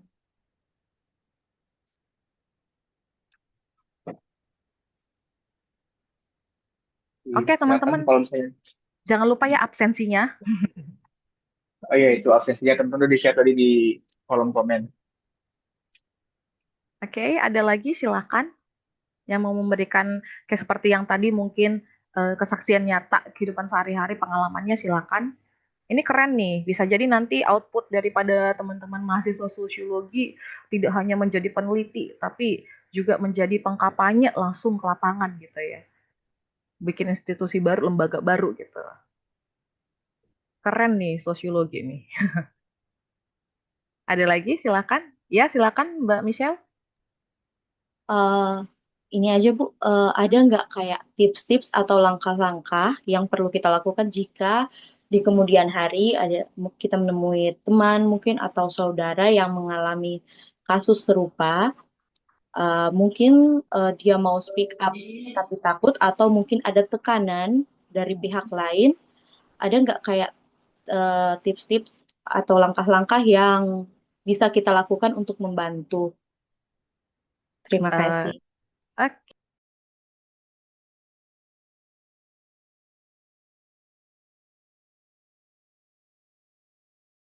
Bu Grace masih mute. Oke, thank you. Eh, kalau tips mungkin banyak ya, tapi mungkin ini based on pengalaman saya juga dulu sebagai waktu pernah terjun ke dalam apa untuk bisa memfasilitasi fenomena itu juga. Yang pertama itu kita juga harus menjadi ruang aman bagi korban atau bagi teman-teman kita yang mungkin pernah menjadi yang namanya itu adalah korban daripada KBGO.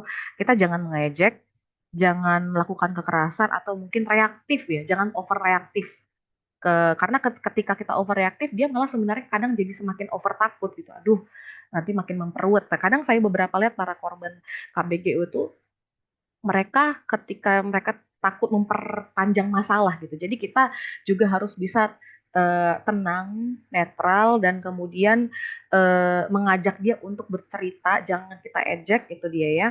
Mungkin pastikan orang itu juga merasa nyaman ketika bercerita dengan kita. Kemudian yang kedua itu adalah membangun percaya diri dia untuk bisa menghadapi kenyataan bahwasanya it's okay, aku pernah menjadi korban sepertinya, tapi jangan berlanjut. Jadi dia punya motivasi untuk melakukan perubahan. Jadi jangan berlanjut nih, cukup di aku, jangan yang lain gitu ya. Kemudian kita juga bisa menghimbau dia untuk mengajak dia untuk menyimpan bukti-bukti yang kuat dari apa persoalan yang pernah dia hadapin, kekerasan bentuk kekerasan yang dihadapi, ya boleh tadi seperti bentuk screenshot dan lain sebagainya itu boleh, karena di era sekarang justru sebenarnya teknologi itu mempermudah kita untuk melakukan pembelaan diri, jangan takut gitu ya. Lalu jangan ragu untuk melaporkan, jangan ragu untuk bisa berbicara dan speak up tentang apa yang dilakukan gitu. Kita juga harus menghimbau dia untuk bisa, ayo jangan takut, kalau memang kamu benar jangan takut gitu untuk bisa melaporkan, karena tetap akan ada perlindungan, seperti kita bisa menghubungi ke KPAI, kemudian kita bisa menghubungi rumah aman, kemudian kita juga bisa menghubungi yang namanya itu adalah apa eh, Komnas Perlindungan Perempuan. Kita juga bisa menghubungi melalui platform online di kemendikbud.lapor.go.id, bahwasanya kita juga nanti akan difasilitasi di situ untuk melakukan yang namanya konsultasi online. Lalu bawa dia ke teman-teman yang selanjutnya, bawa dia ke teman-teman yang eh, punya apa yang memiliki positive vibes, karena itu juga mendukung dia untuk bisa berani berbicara, berani untuk terbuka, berani untuk bisa percaya diri, sehingga apa yang dia alami itu dia tidak lagi berfokus kepada apa yang dia alami, tapi justru semakin dia memiliki kepercayaan diri yang kuat ketika dia menerima gitu ya. Jadi justru ketika kita membangun kepercayaan diri dia, kita menjadi rumah aman dan dia berani untuk share apa yang pernah dia alami sebagai korban, itu akan membuat dia berani melakukan perlawanan, berani percaya diri bahwasanya oh iya, ternyata aku harus begini supaya tidak terjadi terulang lagi nih seperti itu gitu ya. Dan kemudian ajak dia untuk berpikiran positif dan arahkan dia, tetap balik lagi, arahkan dia tetap untuk bisa melaporkan ke platform yang tadi saya sampaikan di Rumah Aman, ke kemendikbud.lapor.go.id, kemudian KPAI dan juga Komnas Perlindungan Perempuan. Seperti itu. Thank you, Mbak Michelle. Ya, silakan Mas Raffi. Oke, baik. Ada lagi mungkin rekan yang mau bertanya atau memberikan tanggapan pada topik yang kita bahas di pagi hari ini? Atau mungkin tadi buat Kamista juga, kalau nggak salah tuh UT itu ada program baru ya Ibu ya, terkait whistleblowing system itu Oh buat iya, benar. pelaporan.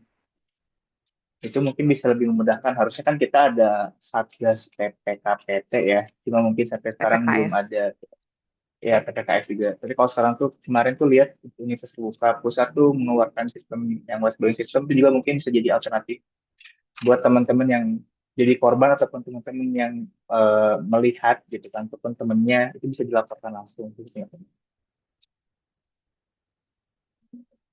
Mungkin Oke. ada lagi dari teman-teman yang Oke, mau bertanya? silakan. Ini Mbak Puji ingin memberikan masukan nih sepertinya. Silakan Mbak Puji. Halo semuanya. Eh, bukan masukan sih, lebih ke justru pengen diskusi aja Mbak Grace sama teman-teman di sini juga gitu ya. Oke. Bukan mungkin sama Mas Rafli, Mas Ahmad Idris tadi sama Mbak Mixelin juga, karena tadi yang sempat saya lempar kasus yang ini sebetulnya bisa dibilang banyak yang masih menganggap itu hal yang biasa ya. Bahkan saya juga lihat di trennya itu yang tadi saya bilang POV apa tadi ya? Mahar itu, POV. Mahar itu, benar. Nah, POV unboxing mahar. Jadi in case teman-teman mungkin belum akrab sama TikTok gitu ya, walaupun sepertinya kalau sekarang banyak yang hampir semua orang juga main TikTok ya. Di situ tuh jadi ada video di mana para laki-laki ini membuat VT dengan tulisan POV unboxing mahar berapa ratus juta misalkan. Nah, jadi di situ dari gesture itu mereka seperti sedang sebetulnya kenapa menjadi bentuk KBGO, karena dalam video tersebut gesturnya itu menunjukkan pelecehan terhadap perempuan gitu. Misalkan ini mohon maaf ya, kita perlu secara mungkin agak vulgar tapi kita perlu mendiskusikan ini secara lebih terbuka aja. Misalkan dia seolah-olah sedang melihat kepada apa namanya organ kelamin perempuan gitu. Jadi ada botol yang seolah mau dimasukin ke si organnya, atau misalkan disenterin terus diliatin, bahkan mohon maaf ada gestur menjilat dan lain sebagainya. Jadi itu kemudian menjadi keresahan juga untuk mungkin banyak perempuan ya, karena saya baca di trennya tersebut memang banyak perempuan-perempuan yang mengecam gitu bahwa kesannya seperti perempuan itu ya dalam tanda kutip dibeli oleh mahar tersebut. Jadi boleh diapain aja nih kalau sudah dibeli oleh mahar yang mahal tersebut gitu. Nah, ketika ada teman-teman perempuan yang kemudian menunjukkan ketidaknyamanannya, ini ada laki-laki yang kemudian mengomentari apakah mungkin maksudnya memang ibaratnya untuk mengompori gitu ya. Karena saya rasa laki-laki di luar sana juga sudah banyak yang aware lah bahwa ini tuh adalah sebuah kekerasan gitu. Di situ tuh mereka komen kayak mengcounter bahwa perempuan-perempuan yang tidak nyaman itu hanya tersinggung dalam tanda kutip itu berlebihan terhadap sebuah candaan. Jadi mereka berlindung di kata bercanda gitu. Ini tuh bercanda aja kok. Orang di situnya nggak ngerti POV ya, misalkan kan POV memang sesuatu yang tidak terjadi kasarnya gitu oleh kepada dia. Cuman dia buat seolah-olah itu kejadian gitu. Tapi nah itu mungkin saya justru ingin mendengar dari teman-teman mahasiswa atau kalau Mbak Grace mungkin kita kan punya apa namanya pendapat masing-masing lah, terutama dari para laki-laki nih, misalkan mungkin Mas Ahmad Idris gitu atau Mas Rafli dan teman-teman lainnya, apakah hal tersebut itu memang mm, ibaratnya bisa kita buat seolah-olah itu bercandaan, kalaupun memang tidak, karena saya yakin sebetulnya kita juga terganggu dengan hal tersebut, bagaimana kemudian kita harus menyampaikan perlawanan kita gitu. Karena kemarin saya sempat berdiskusi dengan salah satu teman mahasiswa yang kebetulan beliau ini melakukan aksi seperti perlawanan terhadap suatu kebijakan yang menurut dia eh, tidak baik gitu. Misalkan pemerintah itu memberikan pelayanan tidak baik, kemudian dia melakukan perlawanan di TikTok tapi dengan kata-kata yang sangat kasar. Misalkan dengan bahasa yang mohon maaf anjing atau apa begitu ya. Nah, saya waktu itu sempat mengingatkan bahwa kita sebagai mahasiswa itu perlu em, mengemas perlawanan itu dengan cara yang baik gitu.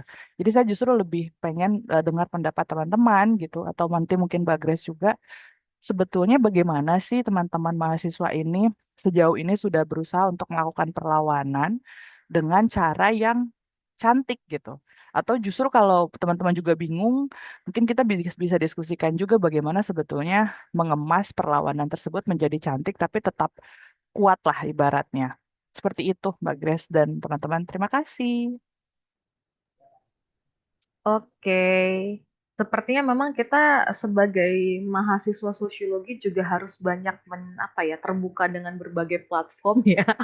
Berbagai platform tidak hanya di Twitter, di Thread, tapi sekarang TikTok juga menjadi salah satu fenomena apa ya, alat untuk bisa mengetahui fenomena viral zaman sekarang. Nah, teman-teman, itu sebelum saya mau apa ya, saya sampaikan dikit. Sekarang sudah ada yang namanya metodologi penelitian yang namanya itu adalah etnografi. Jadi nanti teman-teman bisa pelajari sedikit. Jadi teman-teman bisa melakukan riset melalui yang namanya itu adalah hal-hal yang viral. Nah, ini bisa menjadi kajian kita bersama nih teman-teman. Kira-kira ada yang memberikan pandangan atau masukan terkait dengan fenomena ini, khususnya tadi pertanyaan daripada Mbak Puji terkait ini nih teman-teman pria yang ada di apa di Zoom ini. Kira-kira bagaimana nih sebenarnya? Ayo, bagaimana teman-teman pria yang melihat fenomena itu? Silakan, Mas Idris, Izin Mbak silakan. Igi, Ya. Mbak Ibu Grace. Hmm. Jadi cukup menarik ya kalau kita melihat fenomena di media sosial ini semakin ke sini kayaknya bisa dikatakan semakin ke sana tapi juga semakin ke sini juga. Jadi agak problematik karena kalau dilihat dari usernya sendiri, dari user media sosial ini kan kita nggak bisa filter. Jadi ada yang dari generasi yang boomer, ada yang dari di boomer kan dulu nggak punya media nih. Jadi mereka punya media kadang kelakuannya jadi nggak kayak boomer. Jadi yang dulunya nggak pernah punya media, tiba-tiba punya media, jadi kayak apa ya, semacam kalau dikatakan star syndrome lah, cuman mungkin ada istilah lain yang lebih tepat. Kemudian ada lagi kita menemu yang generasi milenial yang mengikuti perkembangan teknologi dari awal sampai sejauh ini. Kemudian ada yang generasi Z ini yang memang dari lahir udah dicekokin teknologi, baru lahir aja udah dikasih YouTube dia. Jadi memang dia kenyangnya kenyang di media. Jadi agak susah juga untuk memfilter bahwa oh ini sesuatu yang benar atau ini sesuatu yang salah. Jadi kalau dilihat dari kasus yang disampaikan sama Mbak Puji tadi terkait dengan POV yang ditayangkan di media-media itu sebenarnya juga tidak dibenarkan. Cuman kan kita susah juga untuk memfilter ataupun mencegahnya karena seharusnya yang punya pemangku kebijakan itu sendiri yang bisa memfilter ada batas-batasan yang harus disampaikan atau yang memang tidak cocok atau tidak pantas disampaikan. Karena kalau menurut pandangan pribadi juga hal-hal seperti itu memang tidak bagus atau memang tidak pantas lah karena itu kan bentuk pelecehan juga. Cuman itu tadi, karena kita tidak bisa membatasi si usernya ini backgroundnya apa, kemudian tingkat pendidikannya apa, kemudian literatur ataupun bacaannya apa kita juga nggak tahu. Bahkan mungkin nggak baca sama sekali atau kebijakan-kebijakan pemerintah yang ada sekarang pun mereka nggak tahu. Makanya kita juga kadang untuk bertindak itu juga nggak bisa. Apalagi kita hanya menjudgment misalnya di media kita hanya sebatas komentar. Justru kalau kita komentarnya mengomentari video itu bisa jadi kita justru diserang balik sama orang-orang yang sepakat dengan konten yang ditampilkan atau diupload. Jadi serba salah juga kadang makanya kalau dilihat dari fenomena yang terjadi umum lah tidak hanya sekedar pelecehan itu kadang awalnya memang bahan candaan. Nah, karena tidak ada yang memperhatikan, tidak ada yang menegur atau tidak ada yang memberitahu bahwa itu suatu hal yang apa ya melanggar undang-undang bahkan secara ITE. Jadi mereka menganggap itu menormalisasi sesuatu hal yang normal, yang biasa. Akhirnya yang lain orang yang nggak tahu juga tadi, yang nggak punya background tahu, jadi udah ikut-ikutan aja. Padahal kalau kita lihat mungkin seperti yang kasus sebelum-sebelumnya, misalnya ada pelecehan nama baik segala macam, setelah kita tahu orangnya, misalnya dia ngetik sarkas atau ngetik sesuatu yang tidak bagus, kemudian tiba-tiba influencer ini misalnya mengomentari sesuatu. Setelah tahu orangnya ternyata orangnya ya nggak sesuai dengan apa yang dikomentari gitu loh. Jadi kadang kita kalau mau ambil pusing dengan komentar orang itu ya, ya buat apa juga karena kadang setelah kita tahu orangnya, wah orangnya ternyata masih kecil atau bahkan masih SD atau mungkin yang memang seharusnya mereka belum punya media atau bahkan belum pegang HP pun mereka udah punya. Jadi ya secara hukum kita mau hukum juga masih dalam perlindungan anak juga.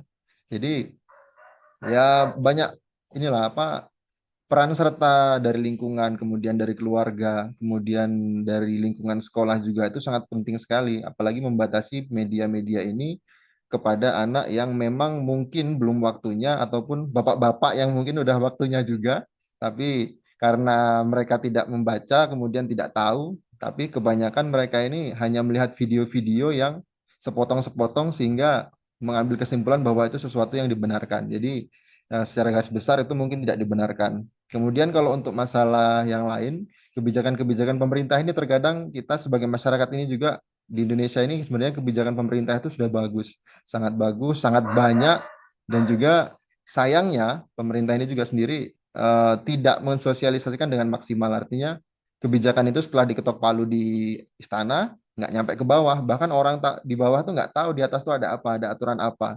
Bahkan yang menguntungkan buat mereka pun mereka nggak tahu tiba-tiba ada ini ada ini.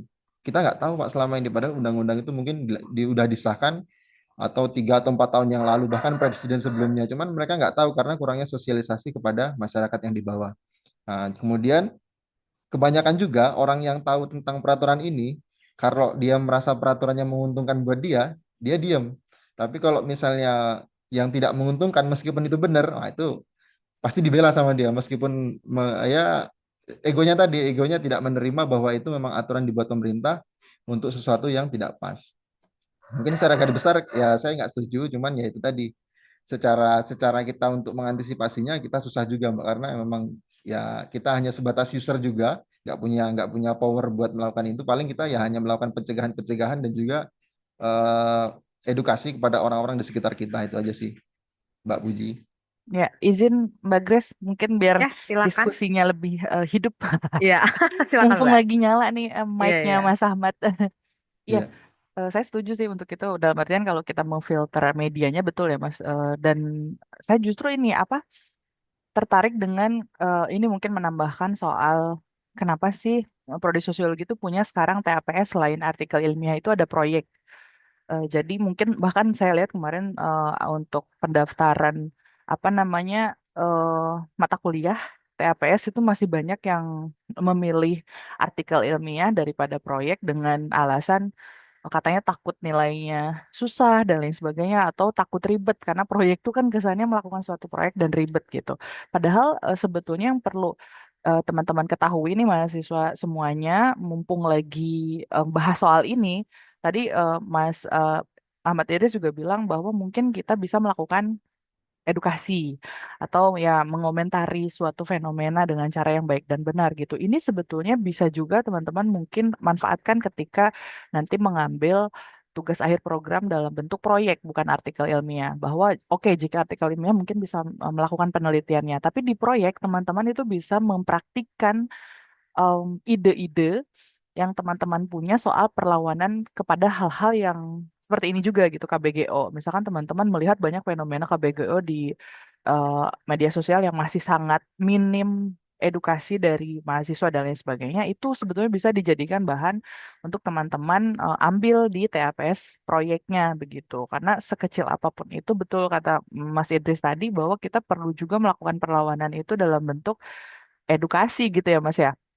Dan mungkin lebih kepada kadang tuh tapi kita males aja gitu untuk mengomentari hal tersebut ketika baca oh ini aduh gemes banget lagi pengen nge-counter orang-orang yang menganggap ini bercandaan atau bahkan membuat ibaratnya tren yang kurang pas gitu tapi si orang-orang yang paham itu kadang males untuk mengcounter gitu karena tadi males di lawan balik takut di ibaratnya dikata-katain justru gitu karena kan kalau kita masuk ke sebuah ruang yang walaupun kita benar tapi ternyata mayoritas orang itu menganggap yang benar itu yang salah gitu justru itulah yang menjadi tantangan kita mungkin ya gitu jadi ini mas sekedar iklan juga jangan takut ya kalau nanti ambil TPS kalau mau ngambil proyek itu aja. Iya, jadi banyak hal yang sependapat sebenarnya di lingkungan kita ini sering terjadi, cuman kita nggak bisa berbuat banyak lah intinya. Ya, untuk diketahui juga saya baru semester 3, baru mau naik semester 3. Jadi bisa dikatakan masih mahasiswa baru. Jadi perjalanannya masih jauh. Cuman ya tetap eh, kalau untuk saran sih Bu Grace, jadi untuk prodi sosiologi ini awalnya dulu saya hanya ingin kuliah ini untuk mengambil apa ya upgrade upgrade aja untuk di jenjang pekerjaan. Cuman karena setelah masuk ternyata baca-baca kok tertarik gitu. Jadi fenomena sosial ini ternyata bukan fenomena yang memang nggak ada ilmunya. Ternyata fenomena sosial ini fenomena yang memang ada ilmunya dan memang ada pencegahannya. Kemudian ada trik and triknya untuk menghadapinya. Cuman banyak orang yang memang kadang nggak tahu, ada yang tahu cuman mengabaikan, ada yang tahu cuman nggak mau ambil pusing termasuk tadi yang sudah disampaikan sama Mbak Puji. Jadi kadang kita ingin mengambil sesuatu keputusan yang sebenarnya benar, cuman jadi nggak berani, bukan nggak berani dalam artian bertindak, tapi karena emang efek sampingnya setelah itu akan panjang. Jadi ada efek domino setelah kita mengetik sesuatu yang mungkin pendek, mungkin menyakiti satu orang, cuman satu orang ini punya pengikut yang sama-sama bisa dikatakan ilmu hitamnya banyak, jadi bisa mengikuti semua. Jadi efek dominonya, jadi media sosial kita yang tadinya bersih, jadi nggak bersih. Dan kita pun pasti ikut kepancing emosi dan juga otomatis kata-kata yang mungkin keluar itu bisa dikatakan yang tadinya komentar kita akhirnya masuk ke dalamnya juga. Nah, jadi mungkin itu yang bikin orang untuk berbuat menegur atau menyampaikan sesuatu yang baik itu juga terbatas juga. Mungkin itu sih Bu, mungkin Bu Grace punya pandangan yang lebih bagus yang bisa kita ambil juga ilmunya pada hari ini. Oke, berarti nggak salah pilih ya Mas Idris ya masuk sosiologi ya. Sejauh ini sih belum jauh sih Bu, cuman kayaknya sih enggak. Jadi bisa diarahkan nanti untuk bisa seperti tadi yang sampaikan oleh Mbak Puji sendiri untuk ambil proyek ya. Jadi bisa langsung nyata, langsung praktek nyata langsung untuk mencegah persoalan KBGO kita gitu ya di dunia Kalau dari kerja. semester 3 udah bisa ngambil kayaknya bisa juga sih kalau dari Ya. ambil sekarang. Oke, terima kasih Mas Idris. Memang ya seperti yang tadi saya sudah sampaikan di sebelumnya ya, tadi di pematerian saya bahwasanya memang salah satunya itu juga salah satu penyebab itu adalah ketidakpedulian kita tadi ya. Makanya masih banyak para pelaku yang merajalela. Masih banyak orang-orang yang melihatnya sebagai kekerasan yang seperti tidak kekerasan gitu ya. Karena apa kekerasan yang tidak terlihat? Padahal sebenarnya ini adalah kekerasan yang menjadi harus kita selesaikan, harus kita tuntaskan supaya tidak akan ada korban-korban yang akan apa bermunculan lagi seperti itu. Dan saya rasa inilah menjadi PR kita bersama, khususnya kita sebagai seorang sosiolog, mahasiswa sosial, pengamat sosial, bukan hanya sebagai pengamat, tapi juga kita harapannya sebagai praktisi sosial yang diharapkan mampu untuk bisa melakukan perubahan di masyarakat seperti itu. Terima kasih Mas Idris, terima kasih Mbak Puji. Ya, silakan lagi siapa tadi ada yang di kolom komentar ya Mas Raffi ya? Ya, tadi ada Kak Randy loh. Iya. Mas Randy mau berbicara, silakan boleh.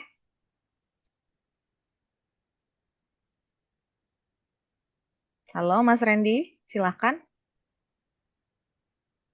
Atau mungkin saya bantu bacakan saja ya. Oh, lagi di tempat kerja. Oke, silakan dibacakan. Oke.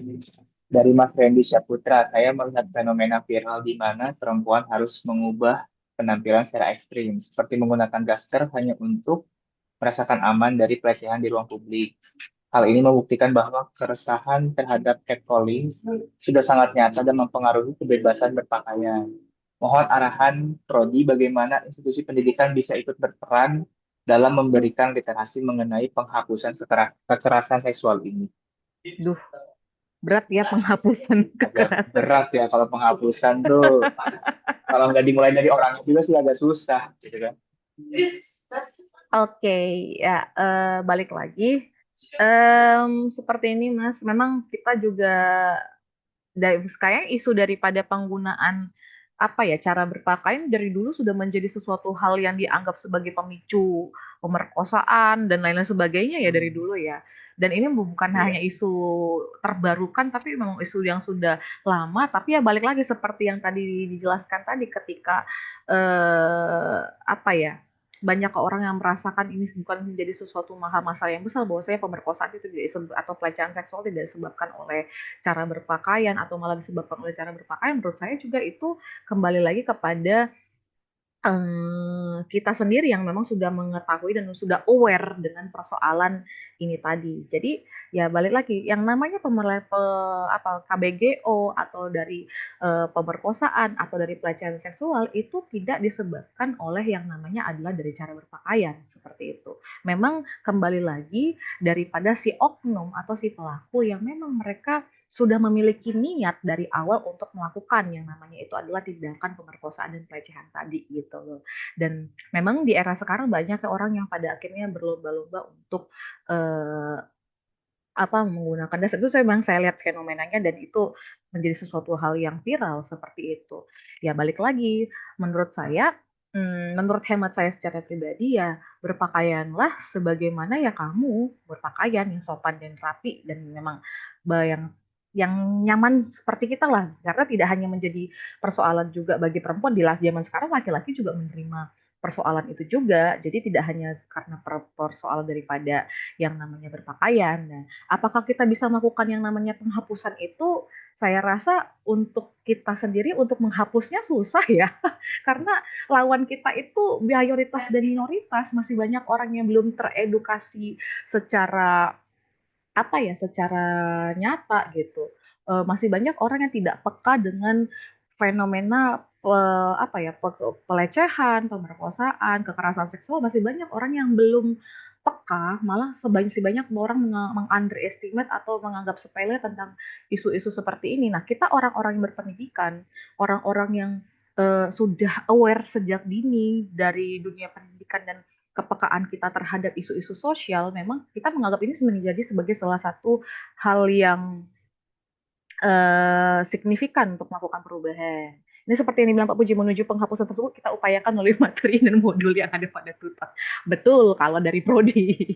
Jadi teman-teman mahasiswa jangan lupa untuk mengerjakan nanti ketika sudah masuk kepada fase masa tuton, mungkin mengerjakan tugas-tugas tuton, bahan tuton mohon dibaca gitu ya. Itu dari kita pribadi. Tapi balik lagi kepada teman-teman semuanya, kitanya juga harus juga lebih aware supaya kita bisa berani untuk mengkampanyekan, untuk bisa melakukan yang namanya itu adalah mensosialisasikan tentang apa yang sudah kita pelajari terkait dengan KBGO dan juga terkait dengan fenomena kekerasan seksual, ya, baik yang kekerasan seksual secara langsung atau KBGO yang berbasis gender online. Jadi kembali lagi pada kita, itu orang-orang berpendidikan, orang-orang yang sudah well educated untuk bisa berani melangkah melakukan perubahan dengan cara mengkampanyekan dan melakukan sosialisasi itu saja. Thank you Mas Randy. Silahkan. Ya. Ya, baik, terima kasih. Gimana, Ya. Randy, apakah sudah merasa puas dengan jawabannya? Karena kalau mau hapus tuh agak susah juga ya, Bu ya. Ya, Iya. kalau nggak dimulai dari kita yang sendiri juga. Karena tadi dan cuman pakaian kan ternyata dari dulu juga sama kasusnya, katanya pakaiannya mengundang, tapi pada akhirnya yang terbuktinya bukan dari pakaian juga gitu. Banyak kasus pelecehan yang tidak masuk akal gitu jika dilihat dari pakaian si korban gitu kan. Yang zaman dulu kayak dari kain jarik ya, yang fenomena zaman dulu ya, viral tuh Kayak kain dari itu jarik, betul. dari apa gitu, plastik apa Itu gitu kan. masuknya ke teori ini ya, penyimpangan berarti ya. Iya, masalah sosial kayak penyimpangan sosial itu. Oke, Penyimpangan Mas sosial. Rafli, kayaknya waktu sudah mulai hampir 2 jam nggak terasa ya kita diskusi seru Ya, tadi bareng-bareng ya. cukup Kayaknya seru memang harus sekali sering-sering sepertinya. ini. Iya, sebenarnya sering-sering dan offline mungkin Bu ya. Ya, kalau offline teman-temannya Iya, jadi susah. Tapi kalau memang iya sih kayak itu memang. kita juga memfasilitasi sih bagi teman-teman yang mungkin apa mahasiswa sosiologi yang ada seluruh Indonesia kalau memang apa kenapa kita bisa sama-sama berdiskusi secara aktif seperti itu. Ada forum-forum kita. Jadi nanti kita mungkin selanjutnya setelah ini ada sapa prodi. Jadi saya himbau juga teman-teman nanti untuk juga join dalam kegiatan sapa prodi kita yang mungkin di awal Maret kira-kira. Jadi atau ya di setelah Lebaran lah seperti itu. Jadi teman-teman juga bisa join nanti untuk kita mendiskusikan apa-apa aja yang menjadi kebutuhan daripada teman-teman mahasiswa. Oke Mas Raffi silakan closing. Oke, baik. Mungkin jika tidak ada lagi yang ingin bertanya dan masih banyak kesempatan mungkin ya Bu ya untuk bertanya, apalagi teman-teman yang gabung ke grup itu boleh digunakan juga grupnya untuk berdiskusi. Tapi jangan lupa terkait etika dan moralnya sebagai mahasiswa juga gitu ya teman-teman. Eh, ya saya ucapkan terima kasih pada Bu Kris atas pemaparan materinya yang sangat insightful dan daging gitu ya kalau dari bahasa sekarang itu gitu kan. Mungkin izin saya bacakan sedikit resensi dari diskusi kita kali ini. Mas Rafli, maaf, Eh, itu ada yang Gimana? mau tanya katanya di komen tuh. Oh, sebentar, ketutupan dulu Oke, bentar. Mas Randy ya. Eh, oh, ini mengenai proyek mau dibahas sekarang tuh gimana, Bu? Boleh nih, mumpung masih ada Mbak Mumpung Puji. ada Bu Puji ya, ya. Silakan Mas Saya Randy. juga hitungannya murtad dari artikel ini jadi proyek kan. Setelah Silakan. digoda, gimana, Ibu? Gimana Kak Randy pertanyaannya? Silakan Mas Randy. Ini sebenarnya sepertinya banyak yang mulai tertarik ya, Mbak Puji ya, untuk mengambil proyek nih.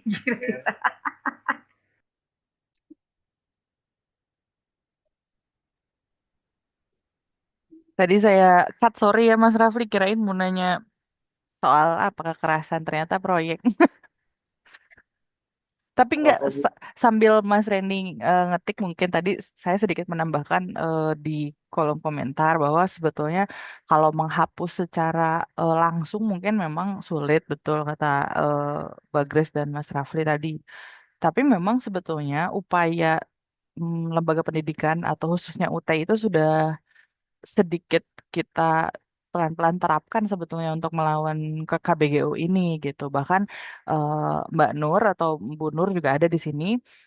Sudah beberapa tahun ini juga kita sama-sama begitu ya mau untuk mengkampanyekan perlawanan terhadap KBGU itu kan melalui PKM, melalui pengabdian ya Mbak Grace ya.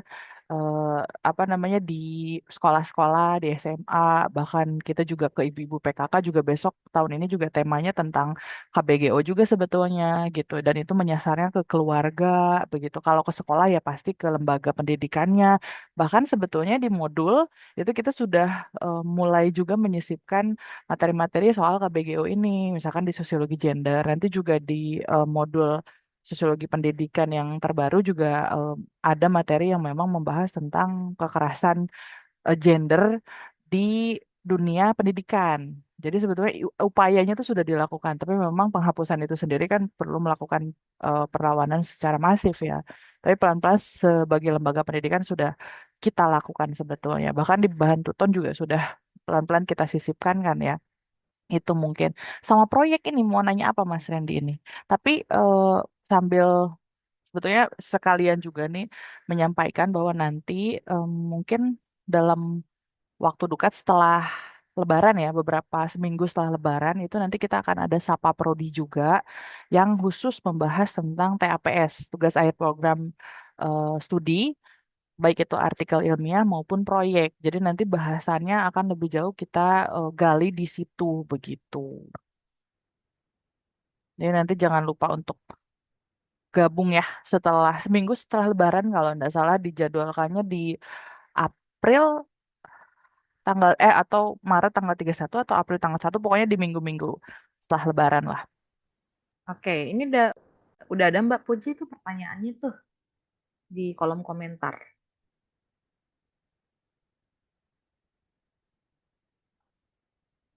Oke, izin membacakan ya Mbak Puji ya. Di desa saya ada website desa yang sudah aktif, cuman di website tersebut belum ada nomor PSTN atau nomor pengaduan. Nah, saya kebetulan mempunyai basic IT dan saya ingin mengangkat judulnya apakah bisa saya ajukan Bu implementasi code PBX SMB 3CX dalam manajemen komunikasi guna meningkatkan pelayanan publik Desa Cibinong. Sorry, nomor PSTN tuh apa ya Mas? PSTN. Ini bahasanya memang anak IT sekali kayaknya ya. Iya. Cuman sepertinya masnya Sebet itu di apa ya? Oh, nomor ONIK. Oh oke. Oh nomor pengaduan. Oke oke. Seperti ini ya, call center gitu ya. Iya, jadi sebetulnya tema apapun kalau di proyek itu bisa, tema apapun. Tapi harus mungkin ingat bahwa kita tuh mahasiswa sosiologi. Jadi coba kaitkan dengan materi yang ada di sosiologi. Misalkan kan di sini kalau kita berkata soal implementasi Cloud PBX, MBL, lalala, dan dalam manajemen komunikasi guna mengoptimalkan pelayanan publik Desa Cibinong. Nah, ini kan kalau saya lihat sekilas lebih mengarah kepada justru kalau dilihat nih kayak mahasiswa administrasi publik karena dia mau bahasnya soal pelayanan publiknya. Mungkin nanti teman-teman bisa atau Mas Randy ini bisa lebih menggali lagi tentang teori dan konsep-konsep yang ada di program studi sosiologi atau teori yang sudah dipelajari selama ini dan ini bisa didiskusikan juga dengan pembimbingnya. Jadi pembimbingnya nanti bisa dimintai pendapat kalau untuk tema seperti ini kemana nih arahnya supaya memang tidak nyasar ke program studi lain, tapi ada tetap di jalan program studi sosiologi gitu. Tapi sebetulnya secara temanya sendiri bisa, tapi perlu kita lebih kerucutkan lagi karena kampanye yang kita maksud di proyek itu adalah kampanye sosial. Jadi harus ada masalah sosialnya, baru habis itu kita cari solusinya. Melalui apa? Melalui penelitian kecil gitu. Penelitian kecil, kemudian kita carikan solusi. Nah, solusi ini yang dikampanyekan baik misalkan melalui secara langsung sosialisasinya kepada masyarakat desa tersebut atau melalui media sosial, website desa dan lain sebagainya atau bahkan mungkin pengaduan, nomor pengaduan juga gitu. Jadi intinya kita mencoba menyelesaikan sebuah masalah sosial melalui kampanye. Nah, itu adalah yang akan kita lakukan di mata kuliah proyek begitu.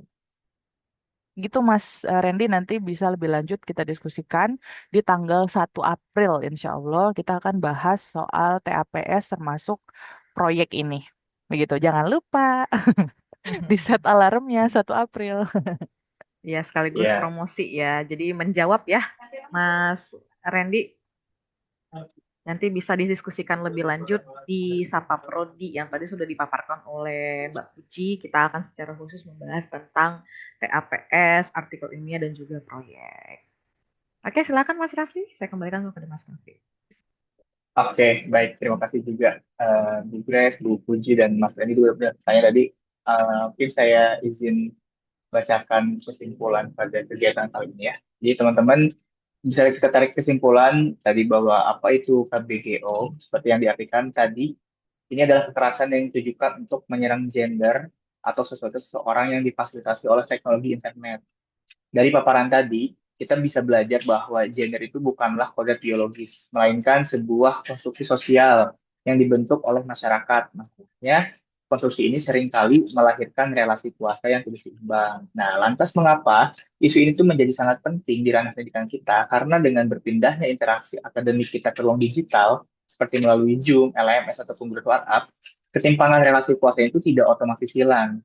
Teknologi itu ternyata tidak netral, ya justru bisa mereproduksi ketimpangan tersebut. Nah, akibatnya saat terjadi kekerasan, korban seringkali merasa takut untuk melapor. Mereka terjebak dalam apa yang tadi disebut sebagai organizational silence atau kebungkaman institusional, di mana kampus kadang terkesan abai terhadap kasus yang ada. Gitu. Lalu bagaimana caranya kita memutus rantai kekerasan ini? Tadi juga sudah dijelaskan bahwa sangat penting dan mendesak bagi institusi kampus untuk segera merumuskan kebijakan yang responsif gender juga dan menyediakan sistem pelaporan yang benar-benar aman. Di sisi lain, kita juga sebagai mahasiswa harus memiliki literasi digital yang kritis untuk menjadi agen transformasi sosial. Sebagai penutup, mari kita renungkan kembali.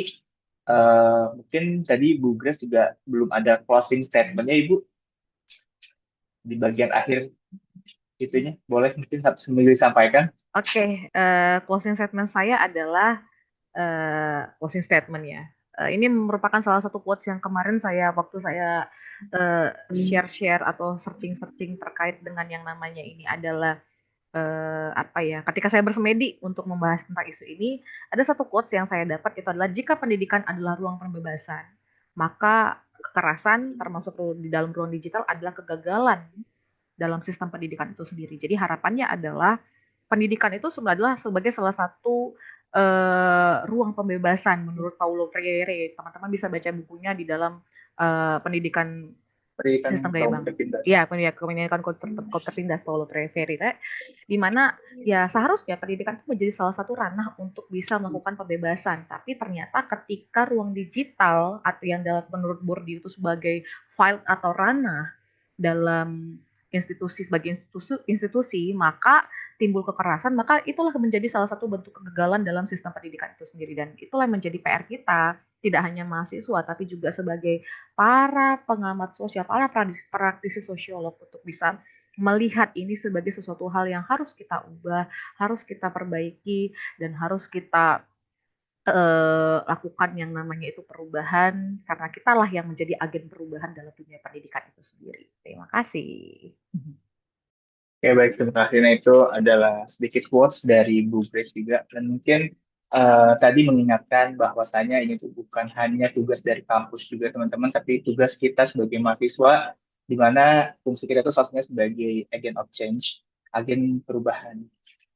Fenomena hari ini mungkin kita bisa melihat mahasiswa-mahasiswa kali ini tuh merasa elit gitu ya dengan alma mater yang mereka pakai, dan mereka lupa bahwasanya di Tridharma Perguruan Tinggi itu ada pengabdian masyarakat.